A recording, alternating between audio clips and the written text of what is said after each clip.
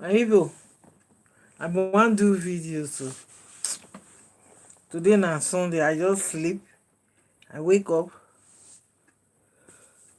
I been no wan even do life sef. Since yesterday, now this life I don keep am. This life very interesting. Make una come hear the true story of how Mohbad, how Wunmi take kpai Mohbad. Na im just dey here. You understand? Na im dey here so guys, abeg, if una watch finish, make una leave una comment according to wetin una watch. God go bless una. Was there. It was Samilari and all of that. It's going on. It's going on exactly. It's going on exactly. It's going on exactly. You understand? So, out of curiosity, we're all, asking questions. Everybody start, what's going on? Putting things together. Right? And then, the story came out. The father was called upon on that Tuesday. Remember, he was at his father's place on Saturday, and then he was also at Ikorodu on Sunday. So nobody heard about Mohbad. Nobody heard from Mohbad on. Oh yeah, thank you very much, Madam Ikodu. In addition to ear infection, he fought somebody, insanity, forgetting his lyrics, all kinds of things. There was also the narrative of Naira. It was Naira Marley, it was Samilari, and all of that. You understand? So they called the father at about Baba, your son is not feeling well. He's been admitted. He was at the hospital. The man prepared himself. He went on his way. The call came back. Half those who called him initially to say, Baba Mohbad, your son is not feeling well. He's at the hospital. Please come and see him, or whatever it is you can do. Him being a pastor, perhaps they were even calling him to come and pray for his son. The prayers of fathers are very essential. Sometimes everybody around might have been doing all their best, and then when the father comes around, being a pastor, and he just lays hands upon his son like that, and the boy will get healed. So the man prepared himself, and he headed for Lekki to see the boy.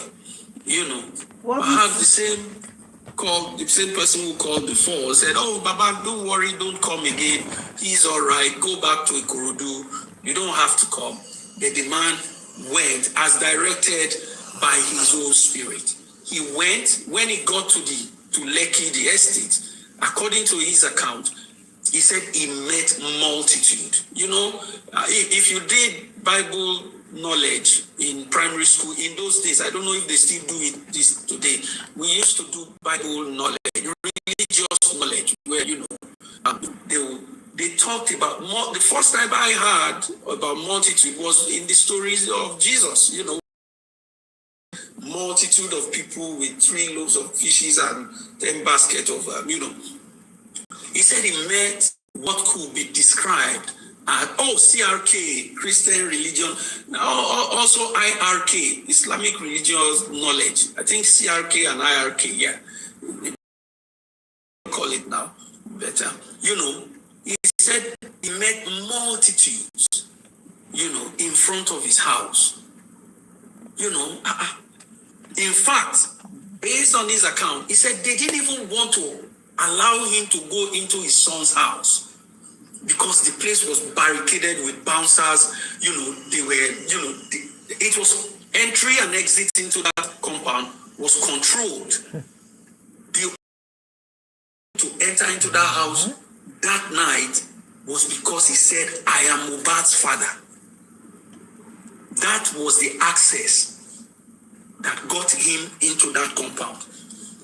If he didn't tell those people at the gate that he was Mohbad's father, they would not have allowed him to enter, because movement into that strictly controlled. We still don't know why to this day, right? So he went in, and as a result of the crowd, the ones outside and the one on the inside, he had to go in from the back. Look, this house here has two entrances, one at the front here, and there's another one at the back. If you come in from the back, you get straight into the laundry and the kitchen area, right before you can get into this sitting room here. So there were too many people right at the main entrance to the house, and then he had to okay, if they try to stop me at the gate, maybe they are going to do the same thing from the sitting room to come in. So he went from the back and got in, and then went straight upstairs into where he would usually meet with his son. He said when he got into the room, he saw red fluid, he saw a duvet soaked with red fluid, right? And then somebody called out to him and said, Baba, come downstairs. The body is downstairs here. Now let me take out this thing so that at least you can have an idea of what how do I do this thing now? Oh my. I want to change it back to where I don't need the background again. Oh, shoot. I don't know what to... Yeah, you see? Look. See, it says Mohbad was placed, let's say he was placed right under the stairs here. You see the stairs that goes up? Mohbad was placed somewhere around here.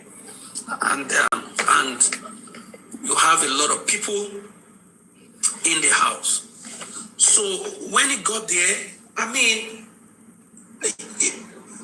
as a father who raised this boy single-handedly, sacrificed a lot, gave him so much, look up to him, to do well in life. And here you are, he was in the midst of strangers all around in his son's house, and the body was lying down there under the stairs. He asked, what happened to my son? What happened to him? He called on Wummi, Cynthia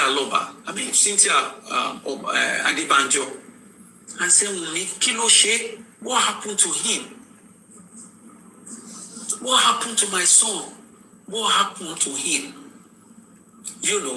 Just the way Baba asked that question that night was exactly the same way the last interviewer at Wummi's interview. If you watch that interview, there was a point where the interviewer asked Wummi,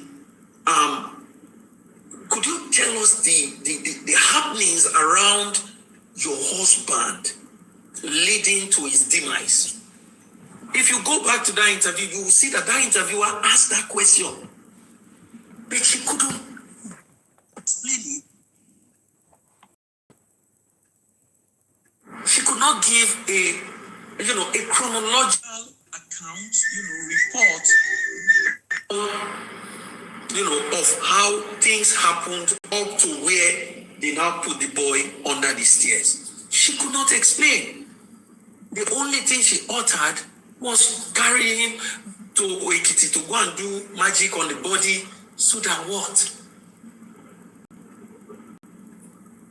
You understand? I'm taking us back to all of this so that we can have a background understanding, especially those people who are just joining now. Because there are so many people that are now just hearing about Mohbad's case. And I must say to you, the moment that this document came out from Ogungbe, especially the 24 lacunae that the lawyer highlighted, a lot of people will be like, no, if any one of us here, if you never knew Mohbad, you never heard about the story before, and for the first time, you are reading the lacunae from number 1 to 24, just imagine what will be behind in your mind as to what happened to that boy. The lawyer was there. There were clergymen there, clergymen as in Alpha, correct Alpha, who have read the Quran from the beginning to the end. Alphas who have tasbih that is long from their neck all the way to their feet. Alphas that in their pockets you have different versions of Quran. They have turban on their heads. They sat down there. They could not even go to the man. I mean, it was not accounted that these Alphas even went to the Baba to say, Baba, hey, let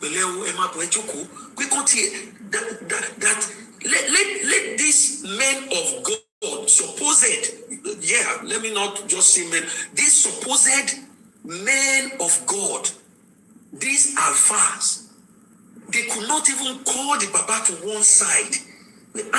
Baba, let them even speak some Arabic cue from the Quran and use it to calm the Baba down. It was never reported that any of those Alphas who were seated there, that they did that.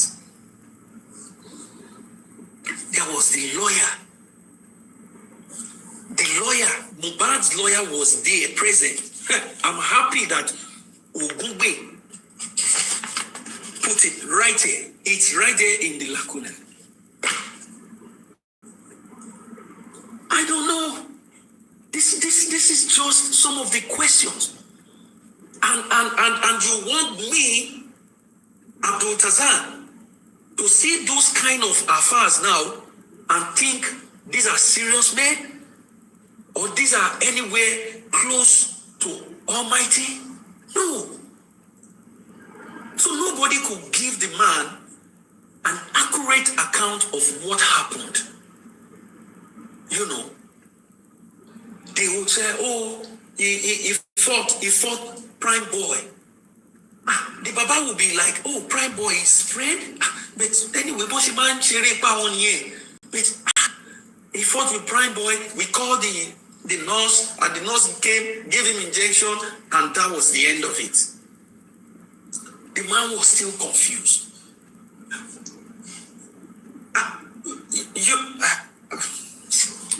Honestly, ọjọ́ burúkú tí èṣù tó mú ice water lọ́jọ́ yẹn. You understand?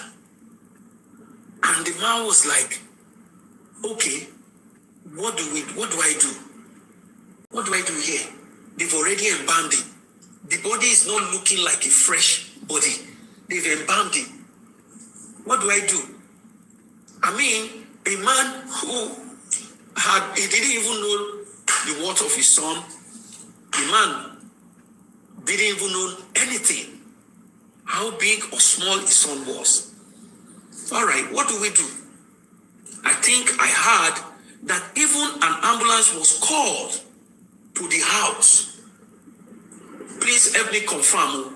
An ambulance was called to the house who tested the body while he was there before they left for the police station. Yeah. Now they left that place. This was around late in the night, 7, 8, 9, thereabout. And they took the body to the police station. They took the body to the police station.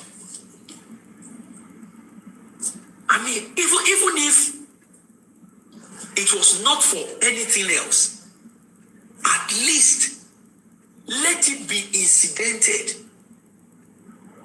that we made a stop at the police station. At the police station with the body of that boy. And when they got there, the police did nothing. They sent the man away. They even said it was reported that they were there for almost 3 hours or thereabouts, just for him to get a police report. And that police report now will perhaps help them to transport it, take it to, the morgue. So When the police refused the man, I mean, those of us who have children, those of us who, who have young men, just try to picture what was going on at that time. And I also heard that all the people that were in the house followed the man to the police station. Wummi, Adura, Yatunde, DJ Bami, Spending, Darosha, all of these people, they followed the man to the station. And then when police could not do anything, he took the body and took it to the mortuary. He didn't even go to Ekiti. He did not say, all right, Wummi has told me to go and roll the body. Let's go to Ekiti. Let's go and do juju on the body so that whoever did something to him will be caught or will be exposed. He didn't do that. He still went to the morgue without knowing that there was a doctor who instructed them to take the body to the mortuary. Nobody spoke to him. Nobody gave him that report and said, Papa, when it happened though, we took him to the hospital. And when he got to the hospital, this was what they told us. So they said we should take him to the mortuary. But let them even give the Baba one excuse or another and say, Baba, it was because when we were coming, it was on Okada, we carried the boy. We put the boy on Okada while we were coming because of traffic.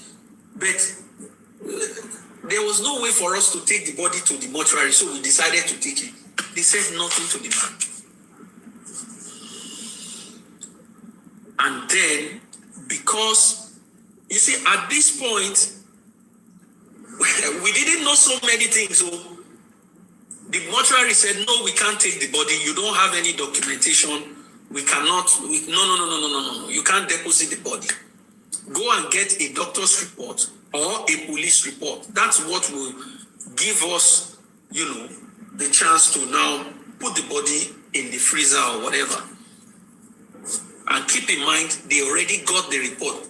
We didn't know. At this point, we didn't know. Nobody knew what was going on. So they went, when they refused, the Baba said, well, there's nothing more that we could do. I mean, we took him to the police station. The police collected the body and took it to the mortuary themselves. The mortuary attendants will not refuse the police. They will admit the body, do all the things that they had to do. You understand?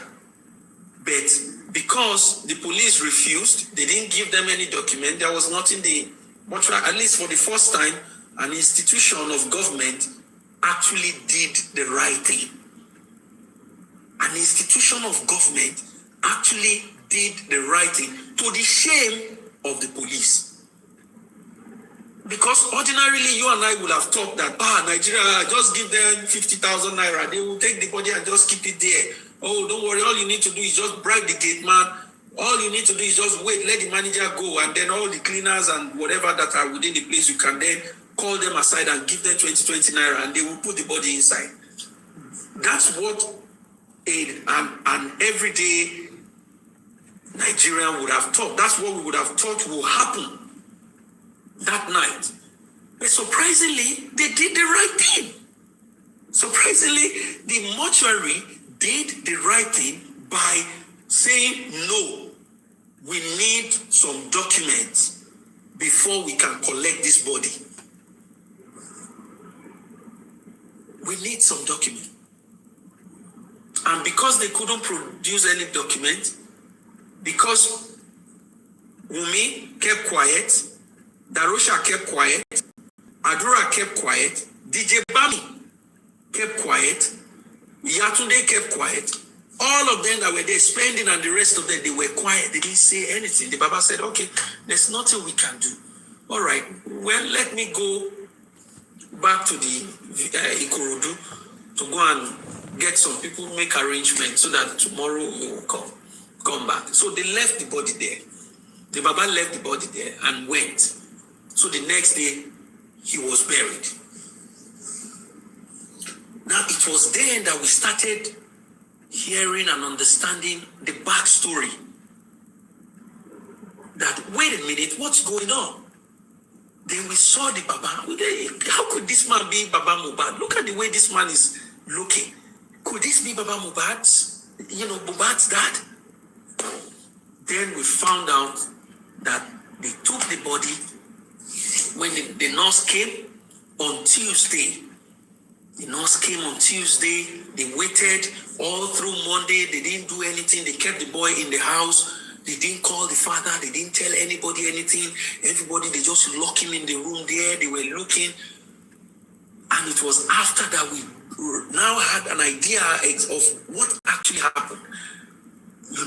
The nurse came, injected him, he convulsed, he vomited, there was a aphasiojo, water all over the place. They carried him from one room to another.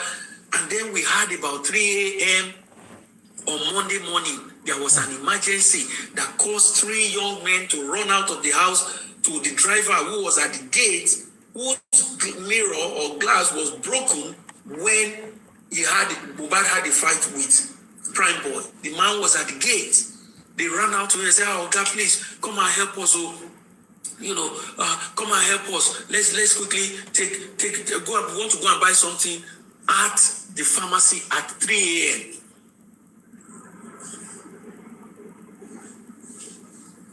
At 3 a.m. On whose account was that? Who is this person that is talking unintelligently like this? Why are you talking unintelligently? On whose account was that? Did Wummi say that at the corona? Did Darusha say that? On whose account? These are one of the very, very unfortunate ones that, very unfortunate ones. So that's what we now had. He took him to the hospital. The hospital confirmed that, look, it's gone. We brought him gone. There is nothing we can do about it. Take this document, go and do what you have to do. Take him to the mortuary. But somebody changed that, that order. Somebody told them, no. Don't take him to the mortuary, because if you take him to the mortuary, they are going to investigate all of the things that happened at 3 a.m. It will come into open. So they decided to take him home. And because whatever happened to that boy had happened since, just think about it. 3 a.m. Monday morning. And they left the boy in the house throughout Monday into Tuesday. So something must have been happening to that body. We now know when Darusha told the court that the body was already smelly. That was why he had to find a way to do the embalmment, because he had the experience with his own father. So all of that went on, exhumed the body, the police kept it, they were dragging, they couldn't do the right thing, they didn't ask the right questions, and that's what we have that brought all of us up to this point. And then along the line, the cry and the fight and the quest for justice for Mohbad sharply went 2 ways. 2 ways. Number one, what happened to that boy in the house at 3 a.m. September 11th? What happened that led to that emergency? What made all of them not to say anything? Where was Mohbad on Monday? Who made contact with Mohbad on Monday? Adura later told us that if anybody says that he saw my brother by 12 p.m. on Monday, that person should come before me and say it. Now the other part is the part when, even before we heard from Prime Boy, Wummi went before the court of law and said that the reason why the father-in-law, he and father-in-law are no longer in town is because of placenta. And that placenta created the other side to this quest for justice for Mohbad. That singular statement, from that point, when she said, it's because of placenta, in front of the whole court, then everybody, including the father of the boy, was now like, what? Wait a minute. It's true, they never gave me any placenta as against Yoruba culture. And in Yoruba culture, it is the father of the baby that collects the placenta and take it to his own father or his family. That was when everybody now said, oh, wait a minute, there's another angle to this. And then Prime Boy came to he now said, look, this was why the reason they were fighting. The boy said that it was only once that I had anything to do with you, only once. And you came back and told me that you were pregnant. I'm not even sure if I'm the father of the boy. That was the content, the main content of their fight. Spending in his own testimony, they mentioned something about visa. You understand? The driver said that he was saying, you want to disgrace me and my son. Pull the boy's shirt. Pull it. Bust his necklace. A boy that left the show, according to you, bleeding profusely, according to the police, and you were still fighting with him in the vehicle, to the point that Spending said, Wummi dropped the baby on the seat and was in a tug of war with Mohbad, to the point that Spending had to carry the baby, and even in their fight, they were going to, somehow he had to stretch to hold the door so that both of them will not open the door and fall off. 5 months old baby. 5 months old. 5 months old baby. I know a lot of us in this conversation now, some of us, to even carry a 5 months old baby in your hand, you will be shaking like this. Hey, look at this baby. You will be so careful because that baby is still fragile. 5 months. The neck cannot even stay. The baby cannot even, the only part that could move in that baby, I'm not a doctor, but it will be the fingers. The rest will just be, that kind of a baby is what this girl took to a party at Ikorodu, and then dropped the baby on the chair, fighting.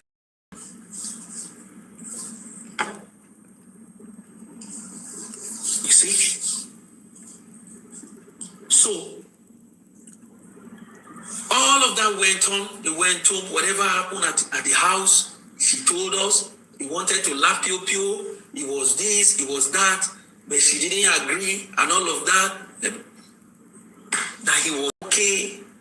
And the statements, the accounts were not coherent at all.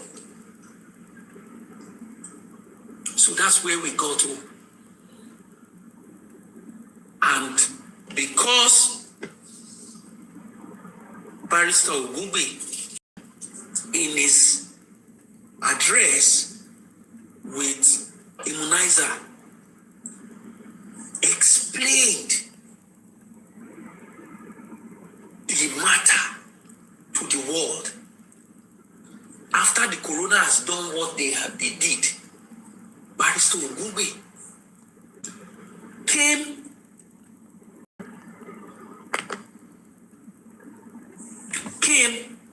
and reminded everybody that, look, everybody in that house that night ought to have been treated as a suspect, and number one will be Wummi, Cynthia Adebanjo, because he said that, and he said some other things like, we found this, we found that about the identity of Wummi.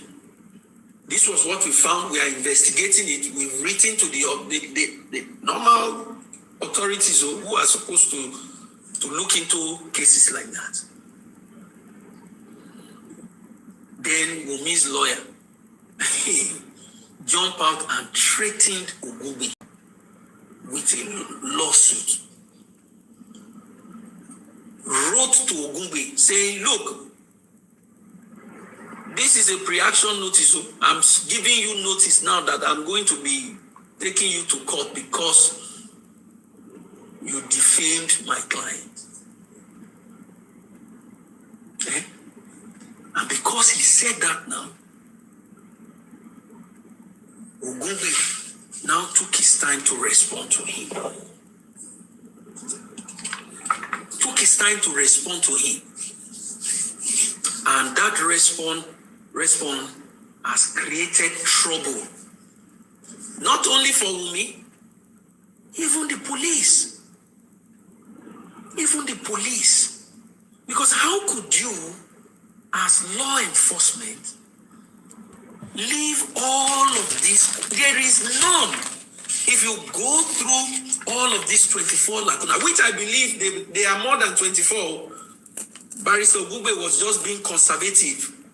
They are more than 24 because I could tell you 2 offhand right now that should have been included, but I believe Barrister Ogungbe just kept that one inside his pocket. He didn't want to talk. Perhaps maybe in the future when they shoot their shots, he's going to add it.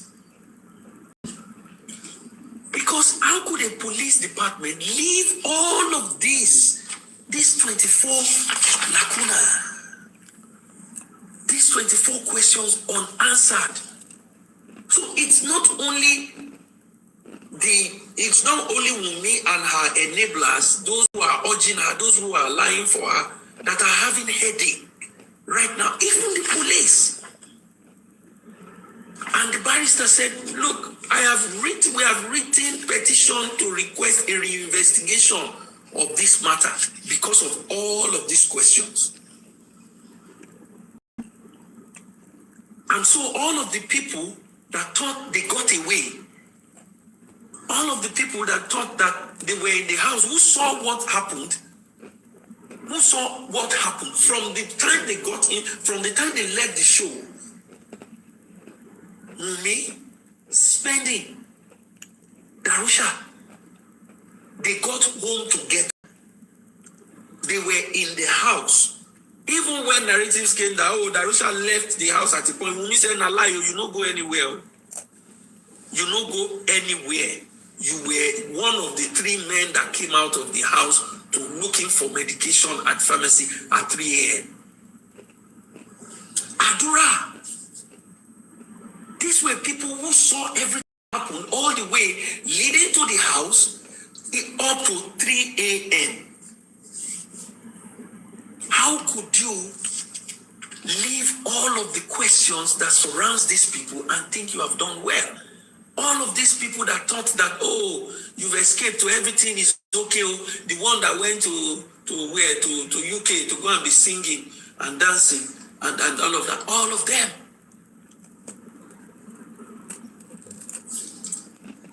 Ogungbe is saying, police, how could you? All of the question. So what I just want to do this afternoon, this evening, is very simple.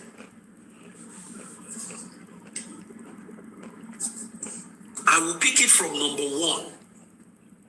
And Mr. Taylor is there, if you can.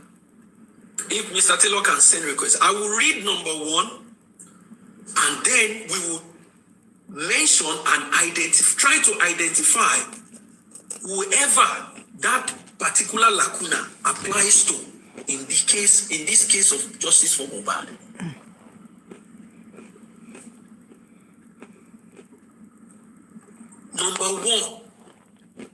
Number one of the lacunas listed by Ogungbe, it says comprehensive forensic analysis of all phones belonging to the deceased and key suspects.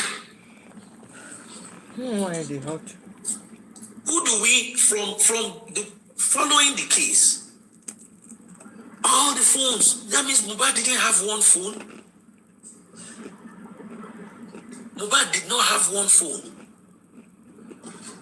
He didn't have one phone. So Mr. Taylor, thank you very much. So, who do you think will be answering to this number one? Who do you think that Barrister Ogugbe is asking the authorities to look into, to call upon, to check out on this number one? Comprehensive forensic analysis of all phones belonging to Mohbad. Maybe Mohbad might have had more than one phone, more than two phones. We never heard anything about those phones.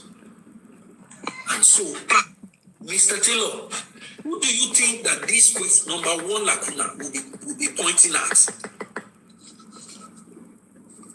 Hello, sir. Thanks for having me. Good afternoon. Hello, Rich Base. Hello, commenters. It will not make sense that it will be CY that would be responsible for that area there. She was the one in charge of Mohbad's personal effects after he was fired. You know, she was the closest to him.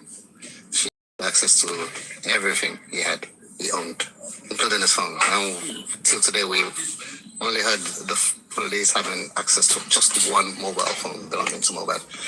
From my understanding, he has about 3 phones, if not even 4. So all those phones definitely need to be checked properly. So she's the one that would provide them. Thank you.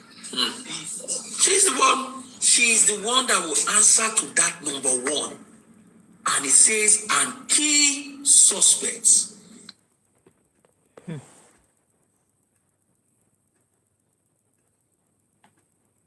Up to 3 a.m. How could you leave all of the questions that surrounds these people and think you have done well? All of these people that thought that, oh, you've escaped, to everything is okay. Oh, the one that went to UK to go and be singing and dancing and all of that, all of them.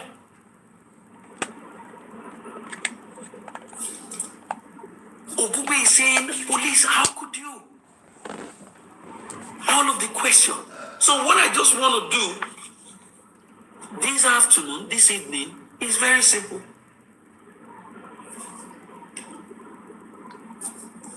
I will pick it from number one. And Mr. Taylor is here, if you can.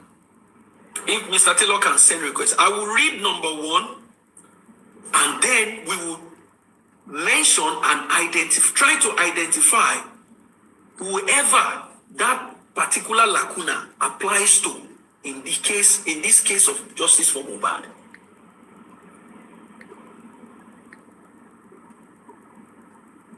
Number one of the lacunas listed by Ogugbe, it says comprehensive forensic analysis of all phones belonging to the deceased and key suspects. Who do we, from the following the case, all the phones, that means Mohbad didn't have one phone. Mohbad did not have one phone. He didn't have one phone. So, Mr. Taylor, thank you very much. So, who do you think will be answering to this number one? Who do you think that Barrister Ogugbe is asking the authorities to look into, to call upon, to check out on this number one? Comprehensive forensic analysis of all phones belonging to Mohbad. Maybe Mohbad might have had more than one phone, more than 2 phones. We never heard anything about those phones. And so, Mr. Taylor, who do you think that this question, number one lacuna, will be pointing at? Hello, sir. Thanks for having me. Hello, Rich Base. Hello, commenters. It will not make sense that it will be CY that would be responsible for that area there. She was the one in charge of Mohbad's personal effects after he was fired. You know, she She was the closest to him. She had access to everything he owned, including his phone. And till today, we've only heard the police having access to just one mobile phone belonging to Mohbad. From my understanding, he has about 3 phones, if not even 4. So all those phones definitely need to be checked properly. So she's the one that would provide them. Thank you. She's the one that will answer to that number 1. And it says, and key suspects,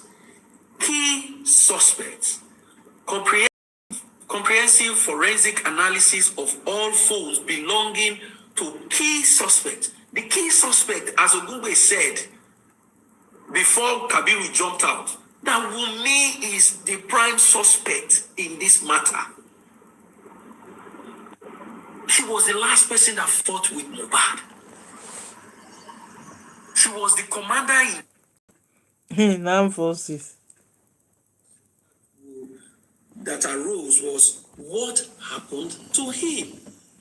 What happened to Mohbad? He was at Ikorodu on Saturday to see the dad. You know, he was at Ikorodu again that same weekend on Sunday to perform, and he did well. So Tuesday, what happened? Nobody heard about him on Monday, so we will still leave that out. So on Tuesday, we heard that he had gone, and people started asking questions. What happened to this young man? I mean, and then stories started coming up. It was ear infection, it was insanity, you know, it was what else was the narrative at the time? He fought with his friend, Prime Boy, you know, all kinds of narrative, and we were all confused. We didn't know what was going on exactly. You understand? So, you know, out of curiosity,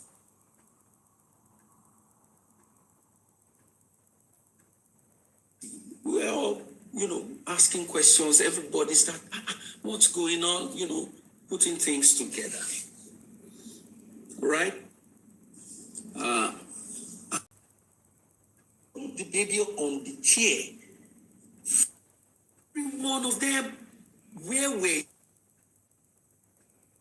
you at that particular time? Where were you? What were all of you doing on Monday? On Monday, from that 3 a.m., where were you? Darusha said, oh, me, I left the house. I left them. I went away. I went home. That will be investigated, and the position, geolocation of every one of all the people in that house will be determined. That at 3 a.m., you were in the house, Wummi, you were in the house, Adura was in the house, Darusha was in the house, Spending was in the house, Bami was in the house, this DJ, what is all the Lifestyle was in the house, Iyatunde was in the house. On Monday, Mohbad, where were you? All their phones. Who were they speaking to at 3 a.m. September 11, that morning? Who did they call? Who did they text? Who did they send voice notes to? All of them. We go to number 2. The number 2 says, recovery of deleted messages, chats, and call logs.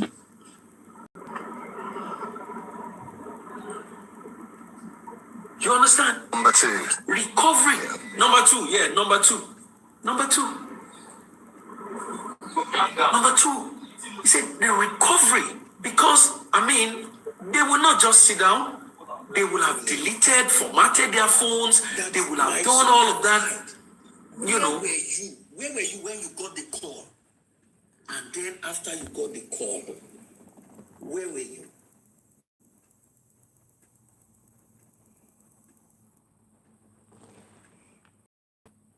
Deleted text messages, voice notes, pictures, and all kinds of things. Changing passwords.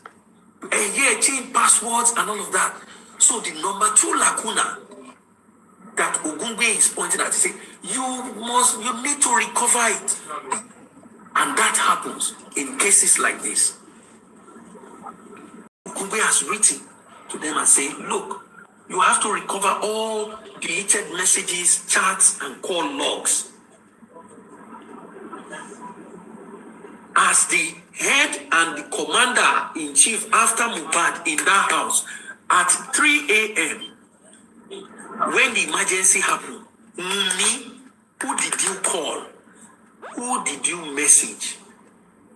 Who did you send voice notes to? All of that will be recovered. Even before the 3 p.m., you know, who did they call? Yes, While Mohbad was on exactly. was on stage. Who was she talking to in the car? On stage, who was she talking to? When they said it, when they got to the gate of the estate and she said she wasn't going home, she was going to go into a hotel, who was she speaking with?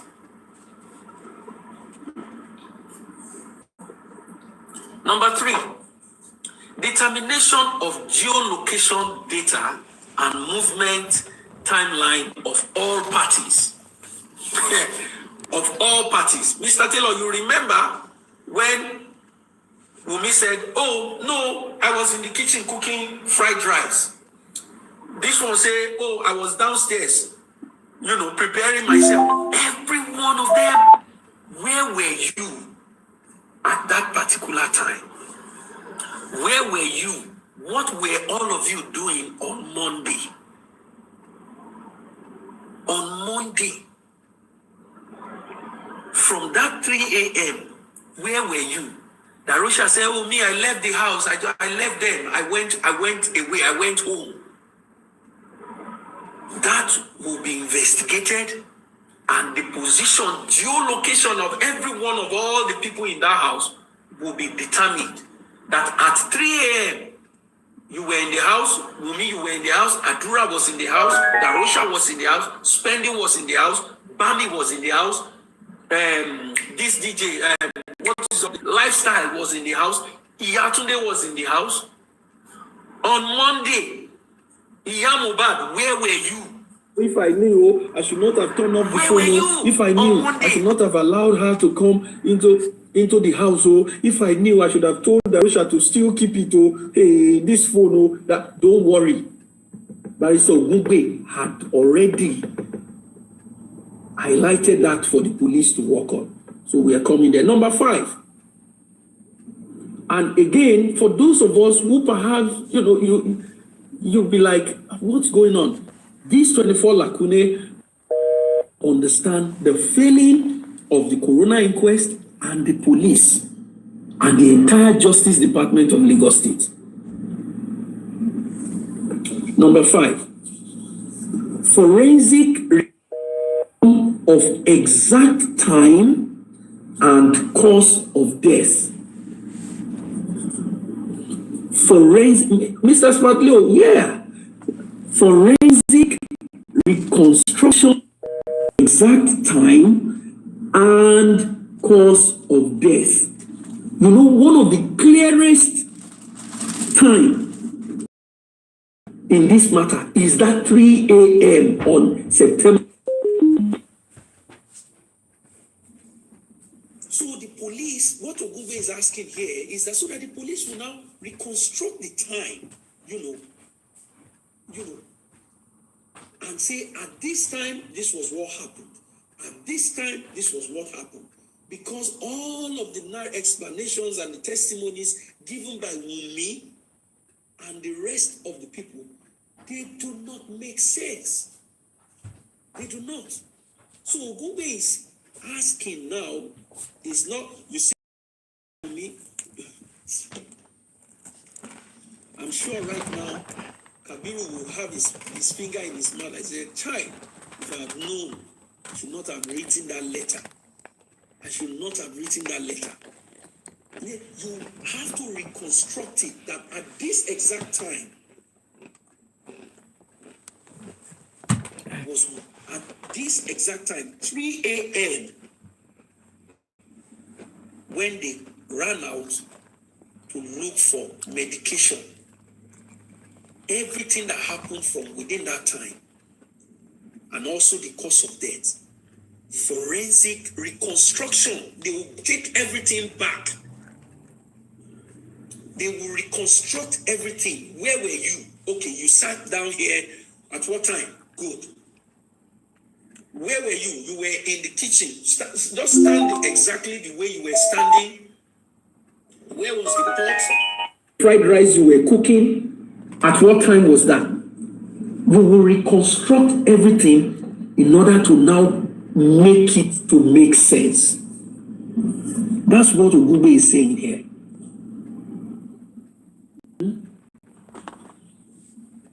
Number 6, independent review of medical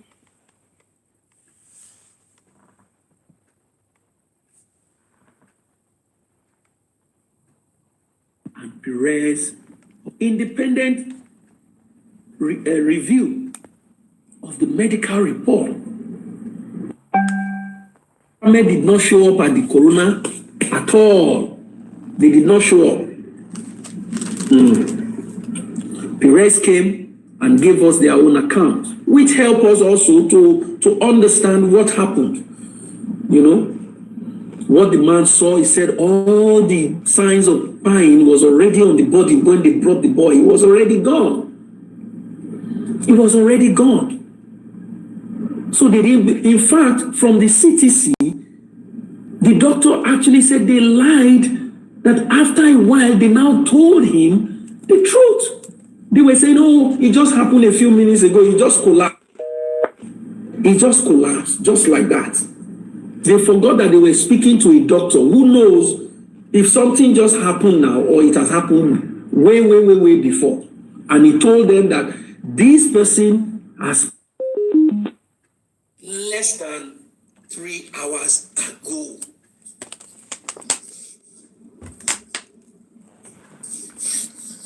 Yeah. All right. So we go to number 7. Number 7. Investigation into contradictions in medical timelines and BID declaration. You remember when the doctor said that he was brought in blind. It was a BID case. But Wummi in our interview, you remember, 15 minutes after, it was 15 minutes after he died. He died. So Ogugbe is now asking that has to be investigated. It has to be investigated. Because how can there be disparities in the timeline? Mr. Kazan. Good afternoon. Yes, sir. Yes.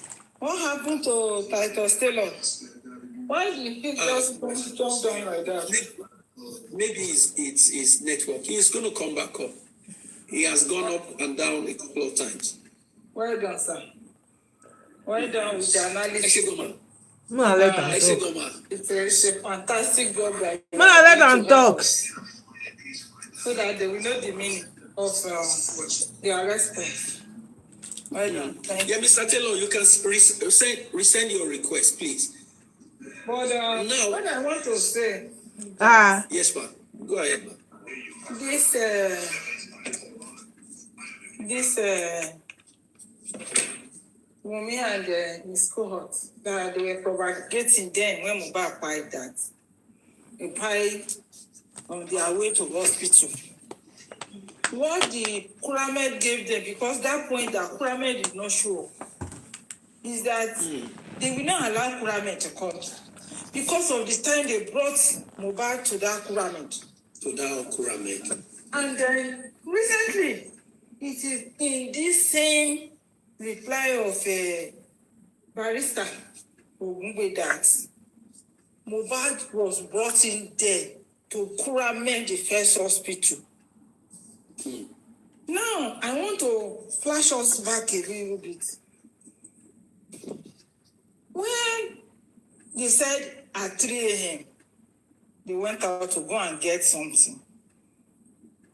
I want to believe that by the time they went out to go and bring that thing, Mohbad had already died. Very possible. They didn't meet him alive. They didn't meet him alive. Because how they went out and then go and bring those things. And from that point, there was nobody, there's no record of anybody speaking to Mohbad. When they break, he didn't answer call. There are people that was calling his number, there was no response. His number was ringing. At a point, the number stopped ringing. And he didn't respond.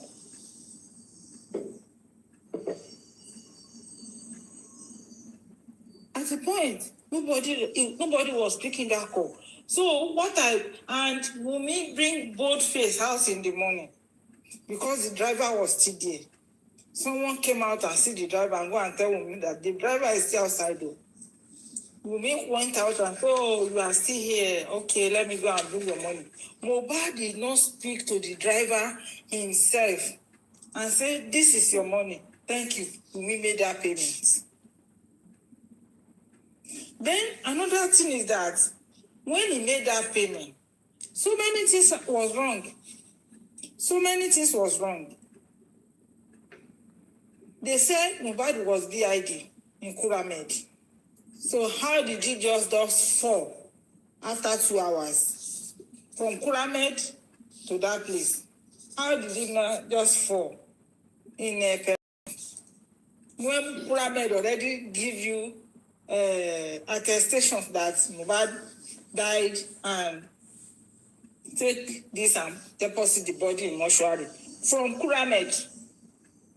Then you now go to Perez and say he was just stood up and just fall and die. You can see that he did not, and something happened. They quickly ran so that they can go and buy that thing. By the time they come back, Mr. Man, what's he lodging? Yeah. And the nurse that came was a bargain. He walked into what she was not expecting. She walked into what she was not expecting.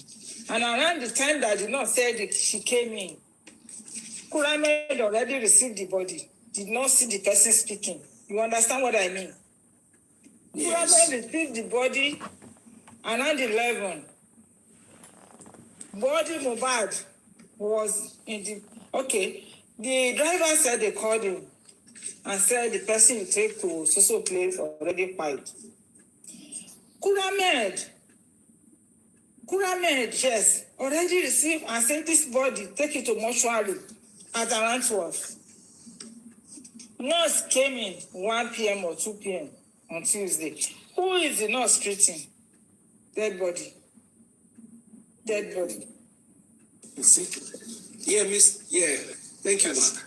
Mr. Taylor, you wanted to chip in something. Hello, man. Just about that K1Lled bit, I just want to say everything about K1Lled happening on Tuesday is a lie.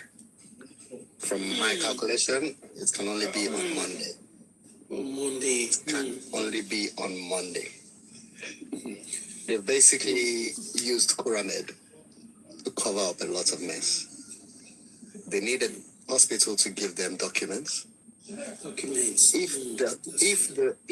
Mohbad was taken to K1Lled with visible injuries, police would have had to get involved because it's a suspicious death. You brought in a body with injury on it. Police needs to be involved. So they must have done something to prevent Perez from seeing marks, injuries. Marks. Stitches has been done on Mohbad's body. Mr. Taylor, just to add to what you have just said now, look, it's just like a case of a gunshot.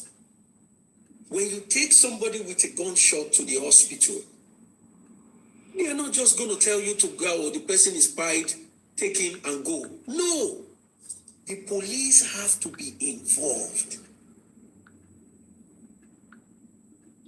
Police have to be involved. So it's very likely that K1Lled's involvement happened on Monday. very likely. So Ogungwe is saying we need to reinvestigate the contradictions in medical timeline and BID declaration. Daddy Kazan. From my own perspective, from my own angle. We are sorry, ma. We are number 7. No? Yeah, when they came out, when they went out in the middle of night, there was nothing for them to go and buy. They only went out to check who is downstairs. Maybe they can just smuggle the body To throw out. it. Yes. In that night. If they can smuggle the body out, and it as if, the guy was maybe he was wandering in the night and maybe want to run it, eat and go. And that's how they used to call it in Nigeria. Eat and go fast. Yes. And don't forget, they already said that, it was mental health, something that happened to the boy. They would just say, the boy just... Once they now saw the driver, they can't carry out that thing again. Because they don't know if the driver is still within that vicinity. So to me, nothing. They went out to buy nothing that night. Nothing. That's true. Yeah. That's true. And they just want to smuggle the body out. And Auntie Bosun, hold on. Please, if you are listening, if you are in this conversation and you live around Lekki, could you do just like a survey to see if there is any pharmacy within Lekki that opens 24 hours? Any pharmacy at all in Lekki area? There is none. What you have just said. From my research, Madam there is Bosun, none. Perfect. There is none. The closest where they could go for medical attention is Lekki General Hospital, very close to the estate gate, closer than Kuramed. Why didn't they attend to Mohbad? From what we found out is that the body was taken to Lekki General and they refused Mohbad's body. Why did they refuse Mohbad's body? We've not had any investigation in this area yet. What made Lekki General refuse Mohbad's body? Thank you so much. Now, what you have just said, Madam Bosun, to add, that pharmacy narrative is a lie.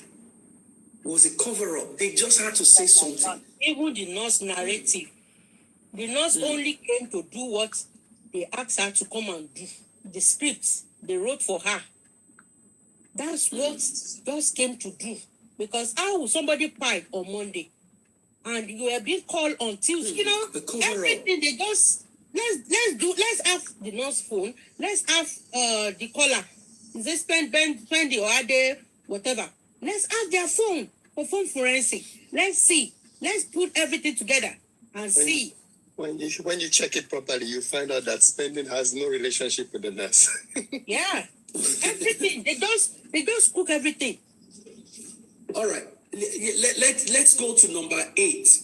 The 8th lacuna. It says inquiry into nurses' role, timing of arrival, and treatment administered. Who should be afraid? Who should be worried with this number 8? Who should be the person that should be like, hey, if this thing, when they begin to go deep into this thing, who should be worried when inquiry is done into this number 8, into the timing, the role, and the treatment administered? I would see why he has to be worried in everything, to be honest. She needs to be worried for everything. She's number one. She's number one person that should be worried in this. But for me, apart from CY, I would say whoever played the nurse of the role of the original nurse. Thank you. Let me. There were two nurses. There were two nurses. All right, good. So we go to number 9. All right, this number 9 is very interesting, and I want us to take a look at it and kind of digest it. It says, examination of delay in seeking medical care despite visible distress. Despite visible distress. Yes, that is the person that owes Mohbad duty of care, which would be the so-called wife, Wummi, CY. Mommy Bosun, does Adura have to be worried? Does Adura have to be worried here? Yeah. Adura can put the call through to the father. This is what is happening here. He can also put across a call through to the mother, the sister. This is what is happening. My brother needs medical attention. So, both Wummi and Adura, they owe Mohbad a duty of care. Yeah. Instance. Okay. Look.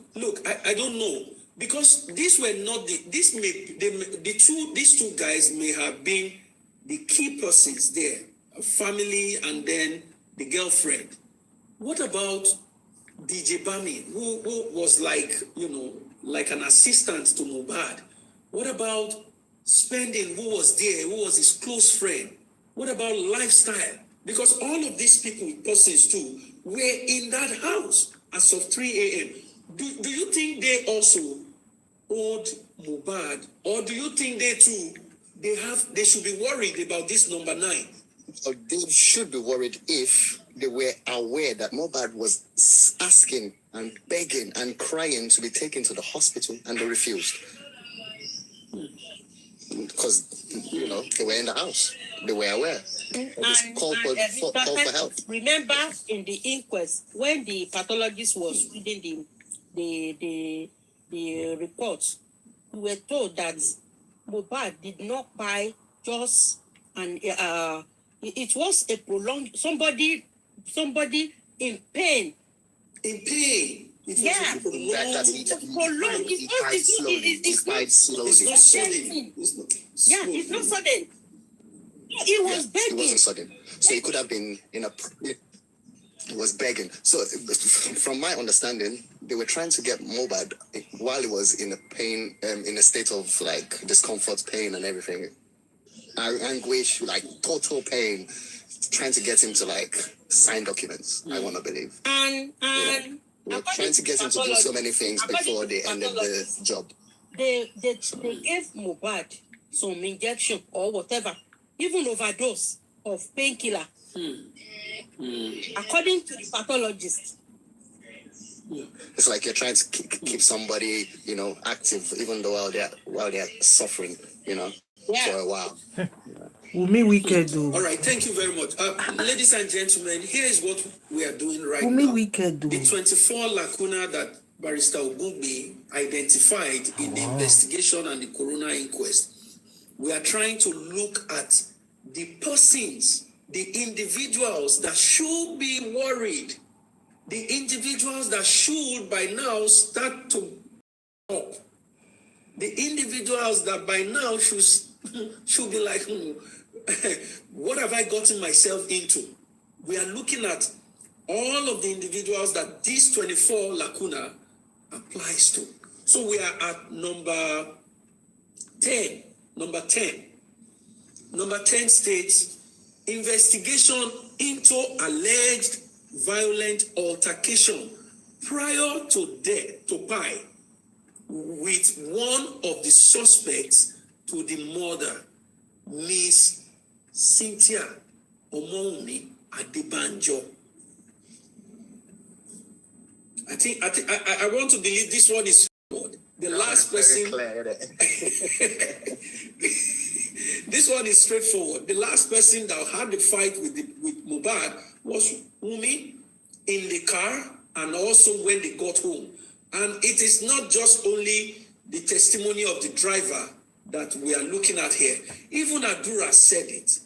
You understand? Adura said it. Spending also confirmed it. So Wummi owns this number 10. I have her name written against it. Wummi, number 10 is your own. So number 11. I don't know. Is there any lawyer in the house? Any lawyer here who will help us to understand, this number 11 and 12? Number 11, I'm going to read it now, and I want you, gentlemen and ladies on the panel. Number 11, it says, forensic analysis of blood evidence and alleged cleanup of the scene. Who should have who should have lost sleep over this? Who should be having headache right now about this number 11? And I'll read it again, Ms. Adedoyin. Forensic analysis of blood evidence and alleged cleanup of the scene.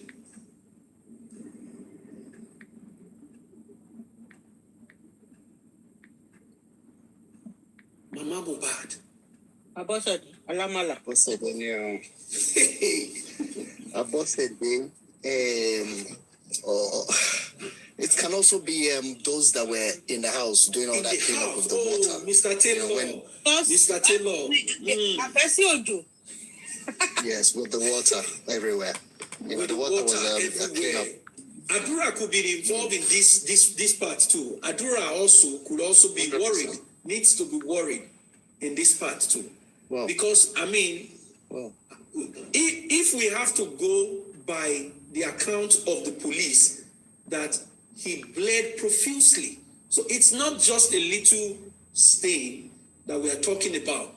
We are talking, and for that kind of matter to be so much in a duvet, it means that it's something that is, it's something that is so much.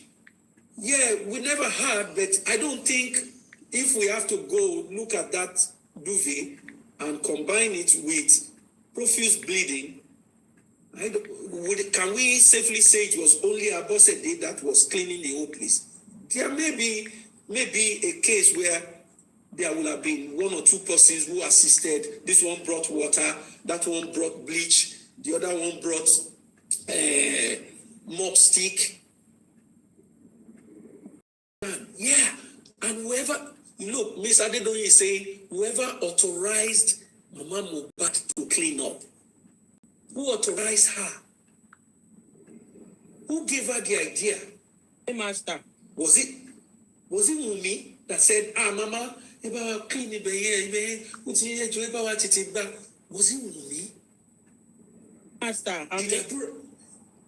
did Adura participate in the cleanup? What about DJ Bami, the errand boy? What about DJ Bami? Because he was in that house with them all through. And I don't think he left on Monday. What about those people begging Baba not to say he saw blood?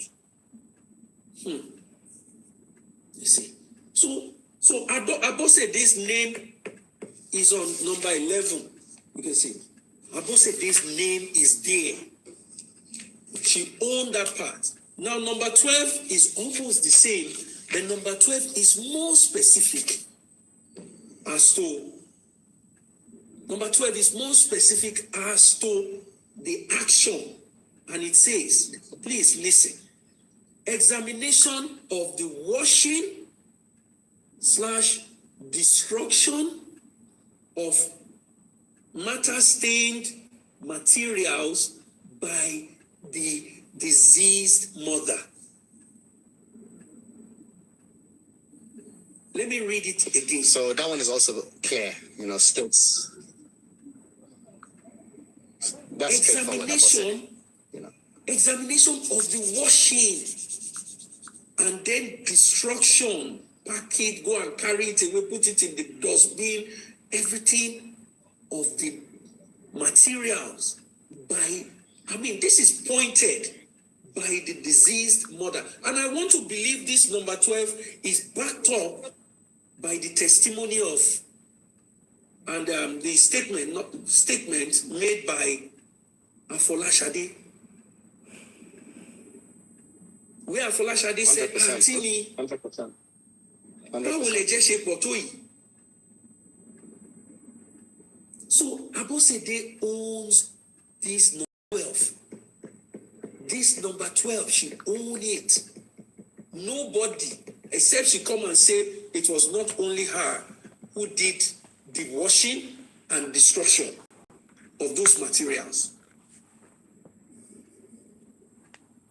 Now, number 13. Look, what we are doing is that we are trying to identify those who should be concerned out of these 24 lacuna. So should we go back to the 12? I should go back to the 12? The evidence.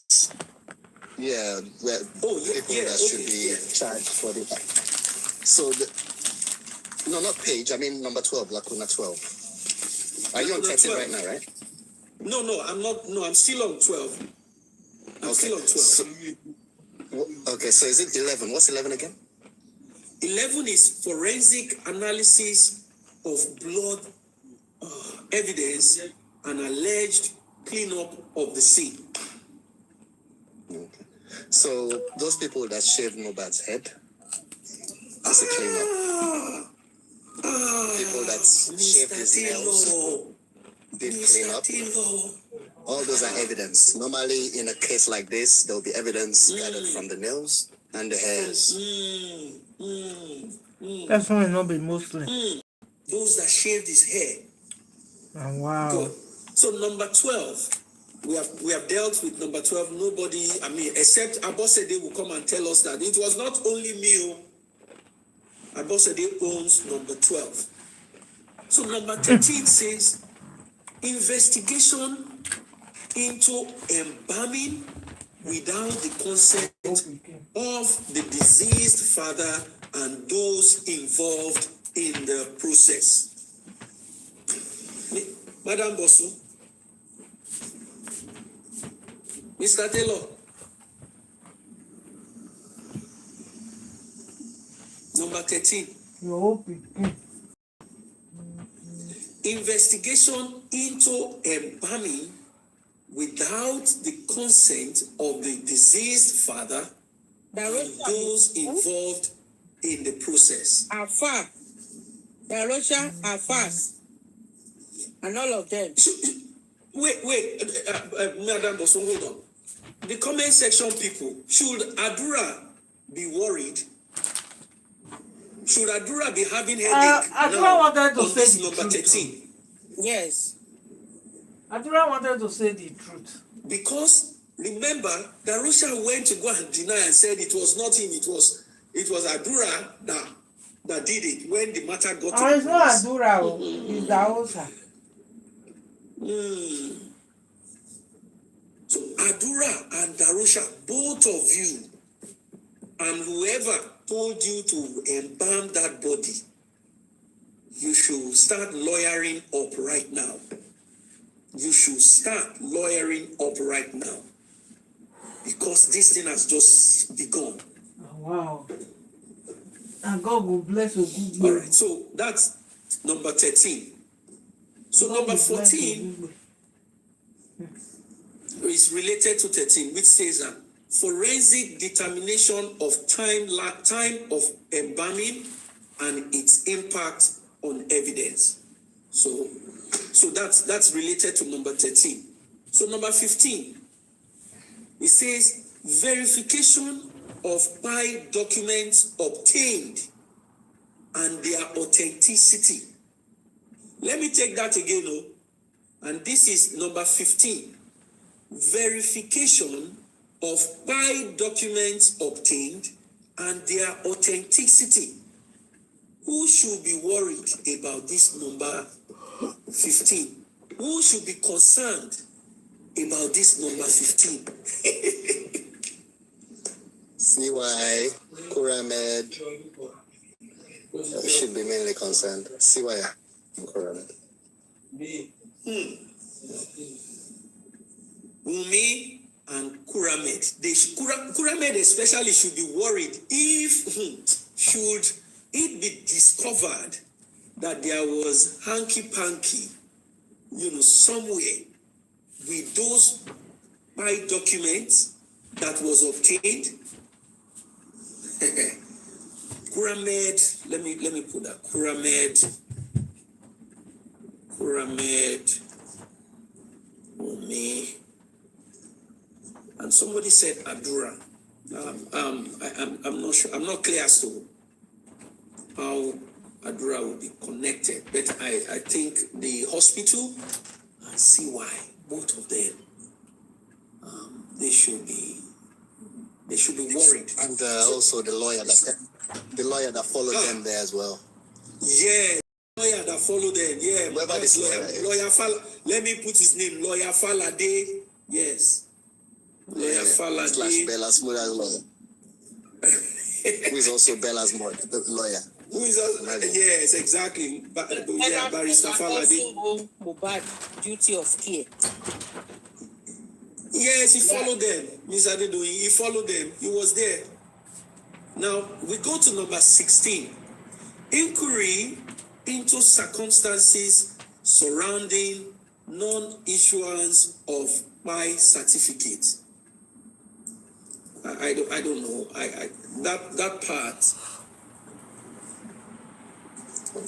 Issuance of my certificate. Please read again from Inquiry into circumstances surrounding non-issuance of PI certificate.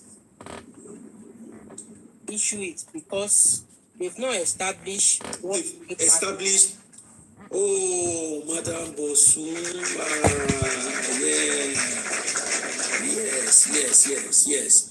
That cannot. Yeah. So, because the cause of PI has not been established, it has not been established. So, and that will take us to why. What happened? Why could it not be determined? What are the lapses and all of that? So I got that. So who should be worried in this will be, the police. They have to answer to that. What happened? Your investigation. And also in terms of the autopsy and all of that. So we go to number 17. Because they denied the private pathologist everything he's supposed to use. To use. Yes. Exactly. Especially the PI attestation, the doctor's report, that is the number one document. That. Yes. So we go to number 17. Yes, okay, great. And to also authenticate the cause of PI. Correct. So we go to number 17. It says investigation into movement of the body against medical advice. Okay. I didn't put anything, I only asterisked it. So look, this part, when the story had it that when they took the body to the hospital and after examination and the medical personnel, they said, look, this is a brought-in PI case. Look, this is the document. Take this body, take it to the nearest government facility. But they never did. Instead, they took the body home. So number 17, Mr. Gube is asking for an investigation into movement of the body against medical advice. Mr. Titus, Ms. Bosu, who should be having sleepless nights on this very particular one? Who should be worried here? See why you be worried. Darosha, all of them. Darosha. That took the body back home instead of depositing the body in the morgue, because they've given them everything they need to deposit the body into morgue, but they took the body back home. that they can do whatever they want to do on him. Yes. Madam Bosu, I want to ask this question, and I don't know if anybody will be able to help us.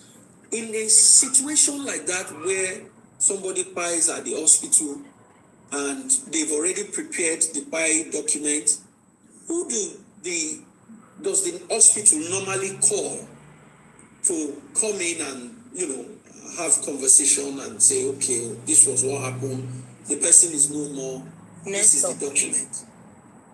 And for Next them of kin document, for them to release the document, the next of kin we have to go to court. Sworn and affidavit that I am related to this person, and I want to have access to the medical whatever certificate or any other thing about that person. Madam Bosu, yes, thank you for that explanation. But what I'm saying is that in the instance like what we had with the Mohbad case, where they rush to the hospital say, oh, it's a BID case. This is the...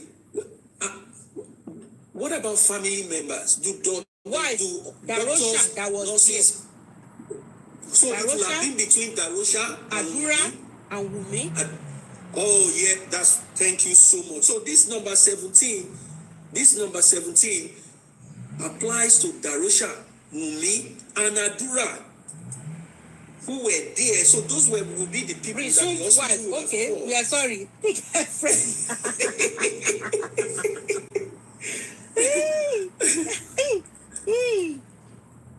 So these three persons will have been, like, let's assume that they had a lot of them who went there.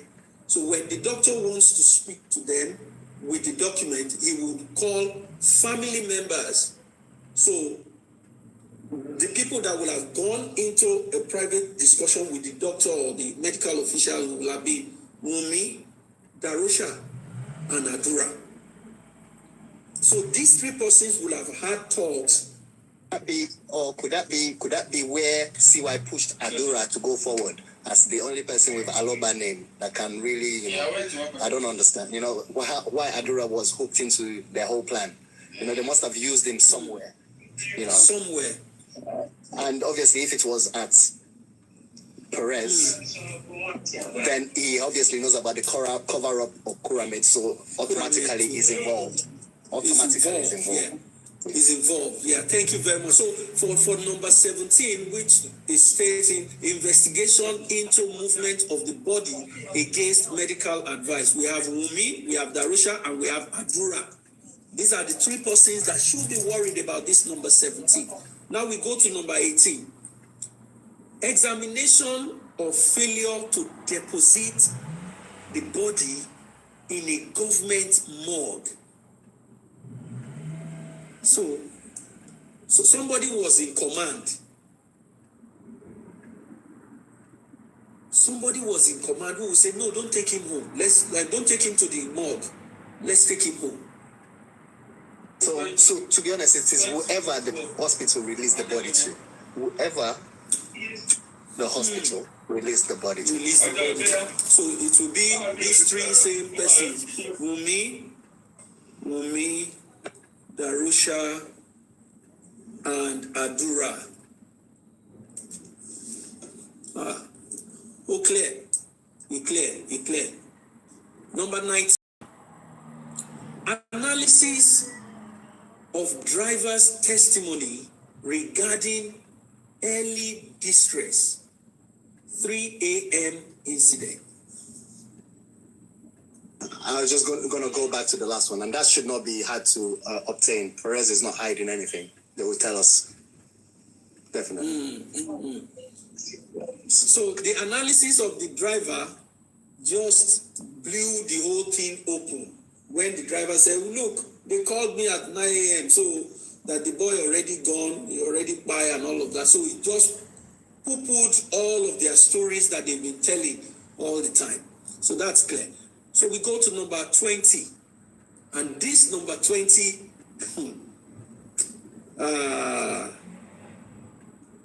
let's hear it first. This number 20, this the number 20 lacuna. It says, examination of leaked group chats and digital communications involving some co-conspirators.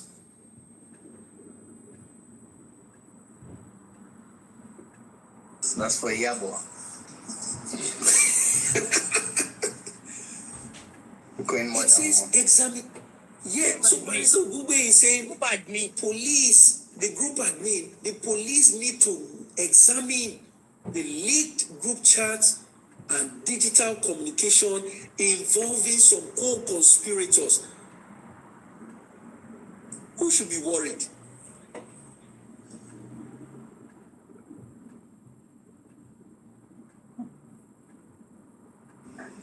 Tonto Dike. Tonto Dike. She's the one that's giving her life to Christ now. They would think she's the one that would confess. Yeah, Tonto Dike should be worried. We need confession in the court. We need it. Yeah. Yabo. There are many now. There are many. Something Drew. Bella lawyer. Bella's lawyer. A lot of them will have to be worried. Dre official, yes. There's another one. Davido, somebody. Some people. A lot of people will have Bella. Yes, a lot of people will have Aloma, Dre. They have to be worried. You know, they have to be concerned. They should keep their eyes on this number 20, this lacuna number 20. Even DNA has to be worried. Yeah, exactly. So, you know, and the guy who, yes, Tonto Dike, we have not forgotten, he's still there. So, you better go and be doing press up with your lawyer currently right now. So, number 21, lacuna number 21. I agree with you, Miss Fact. I agree with you, Miss Fact. I agree with you. Number 21, investigation into possible motive for the death of the deceased by Miss Cynthia Omomi Adebanjo and Adura Aloba, as the duo secretly approached the Federal High Court to substitute the name of Mohbad for themselves within 4 months after the death of Mohbad, in order to collect royalties of Mohbad with Malian record, even while investigation was still ongoing as to the death of the deceased, and they were in fact considered suspects. But not according to that federal high judge. So I want to believe that federal high judge needs to be worried too. How are you going to approve such a thing? No, I don't think so, because the thing is, they must have presented fraudulent documents. Yeah, remember the lady justice, Mr. Taylor. Remember the lady justice. She's blind. She's blind. That's right. she's blind. She doesn't see anything you just bring before her is what she deals with. So Ogungbe now is assisting the court, not to miscarry justice. You understand? So in this number 21, Adura and Wummi, they are the ones that should be worried about this particular lacuna.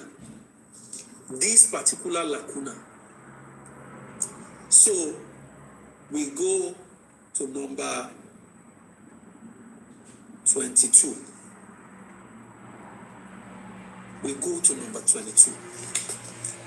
It says, investigation into the DNA of Liam Aloba to clear all doubt as to the possibility of motive for the buying of the disease by Miss Cynthia Omomi Adebanjo.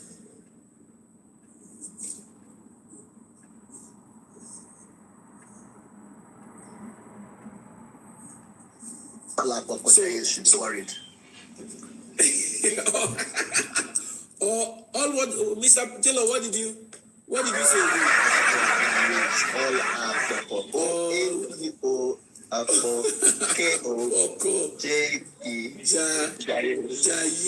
All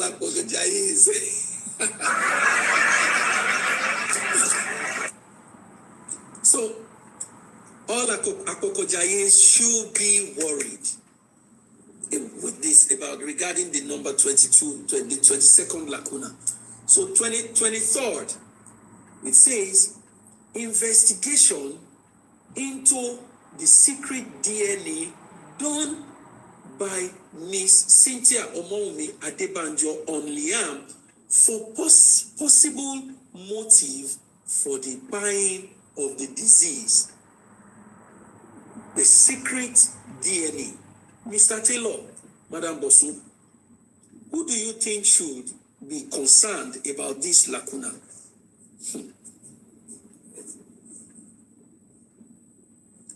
Herself. And I also believe plus Iyabo, yeah. Yeah, plus Iyabo.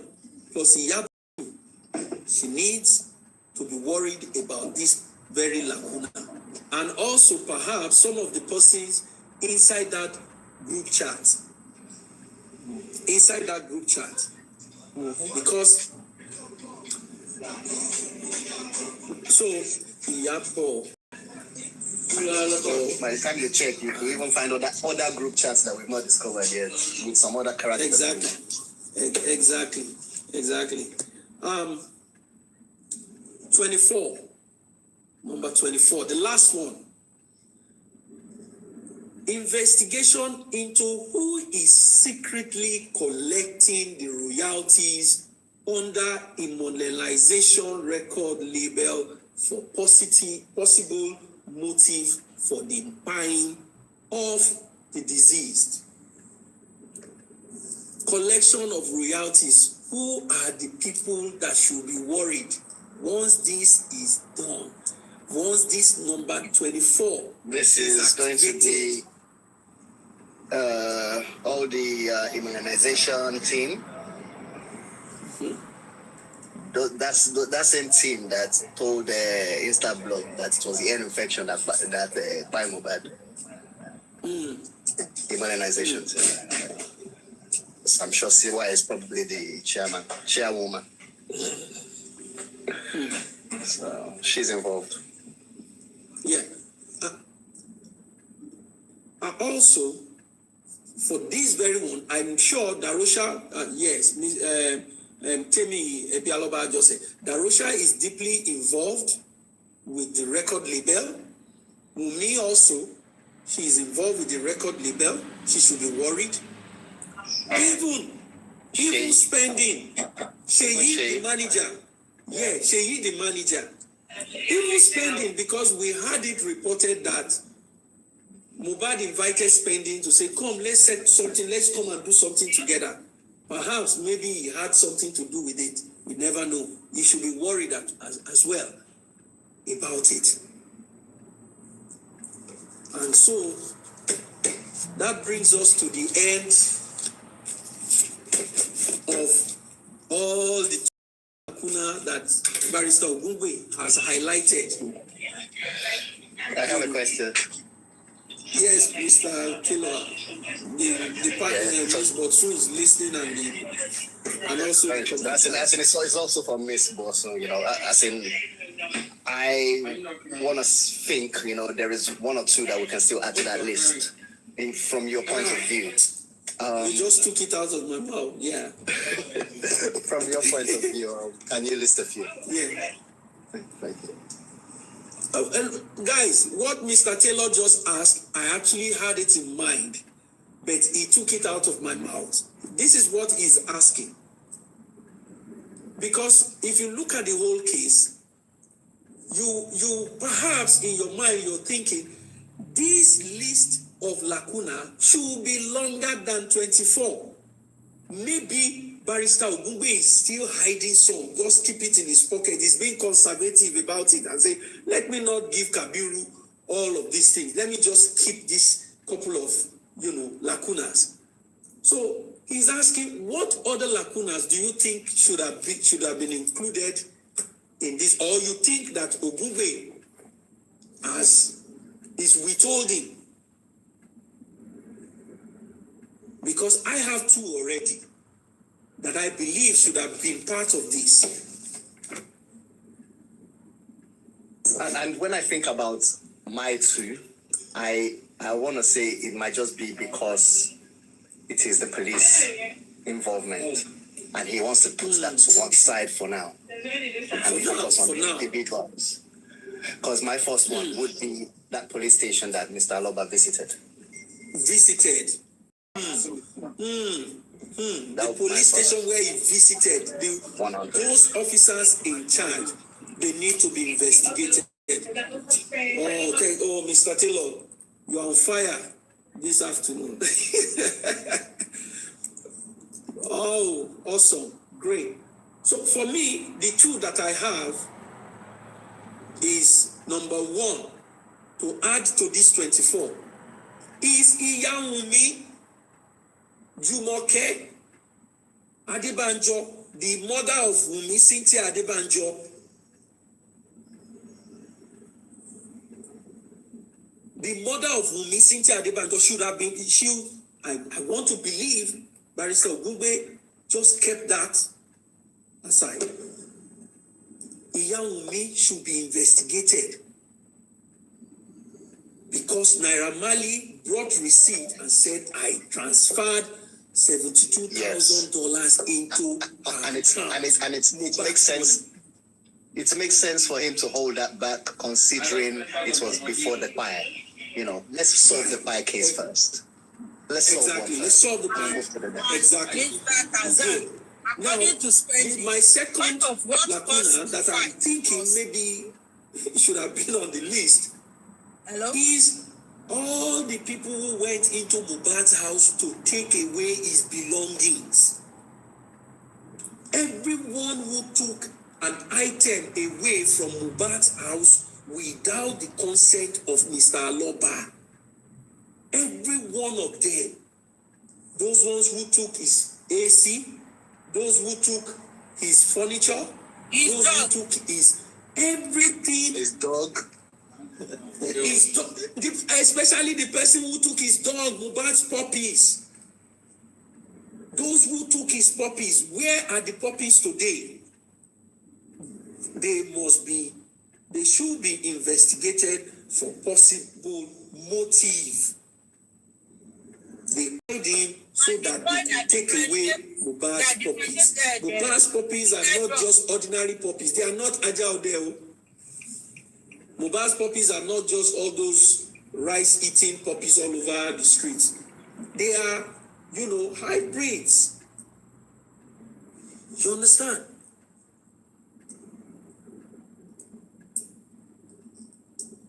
You understand? You are right. The money that Mohbad said that they borrowed from, the Wunmi's mother borrowed from him. Could it be because they don't want to pay Mohbad back? It's a motive. Could that be the motive? That should be in the list as well. $72,000 is no joke. Money is belonging to that boy. It could be a motive.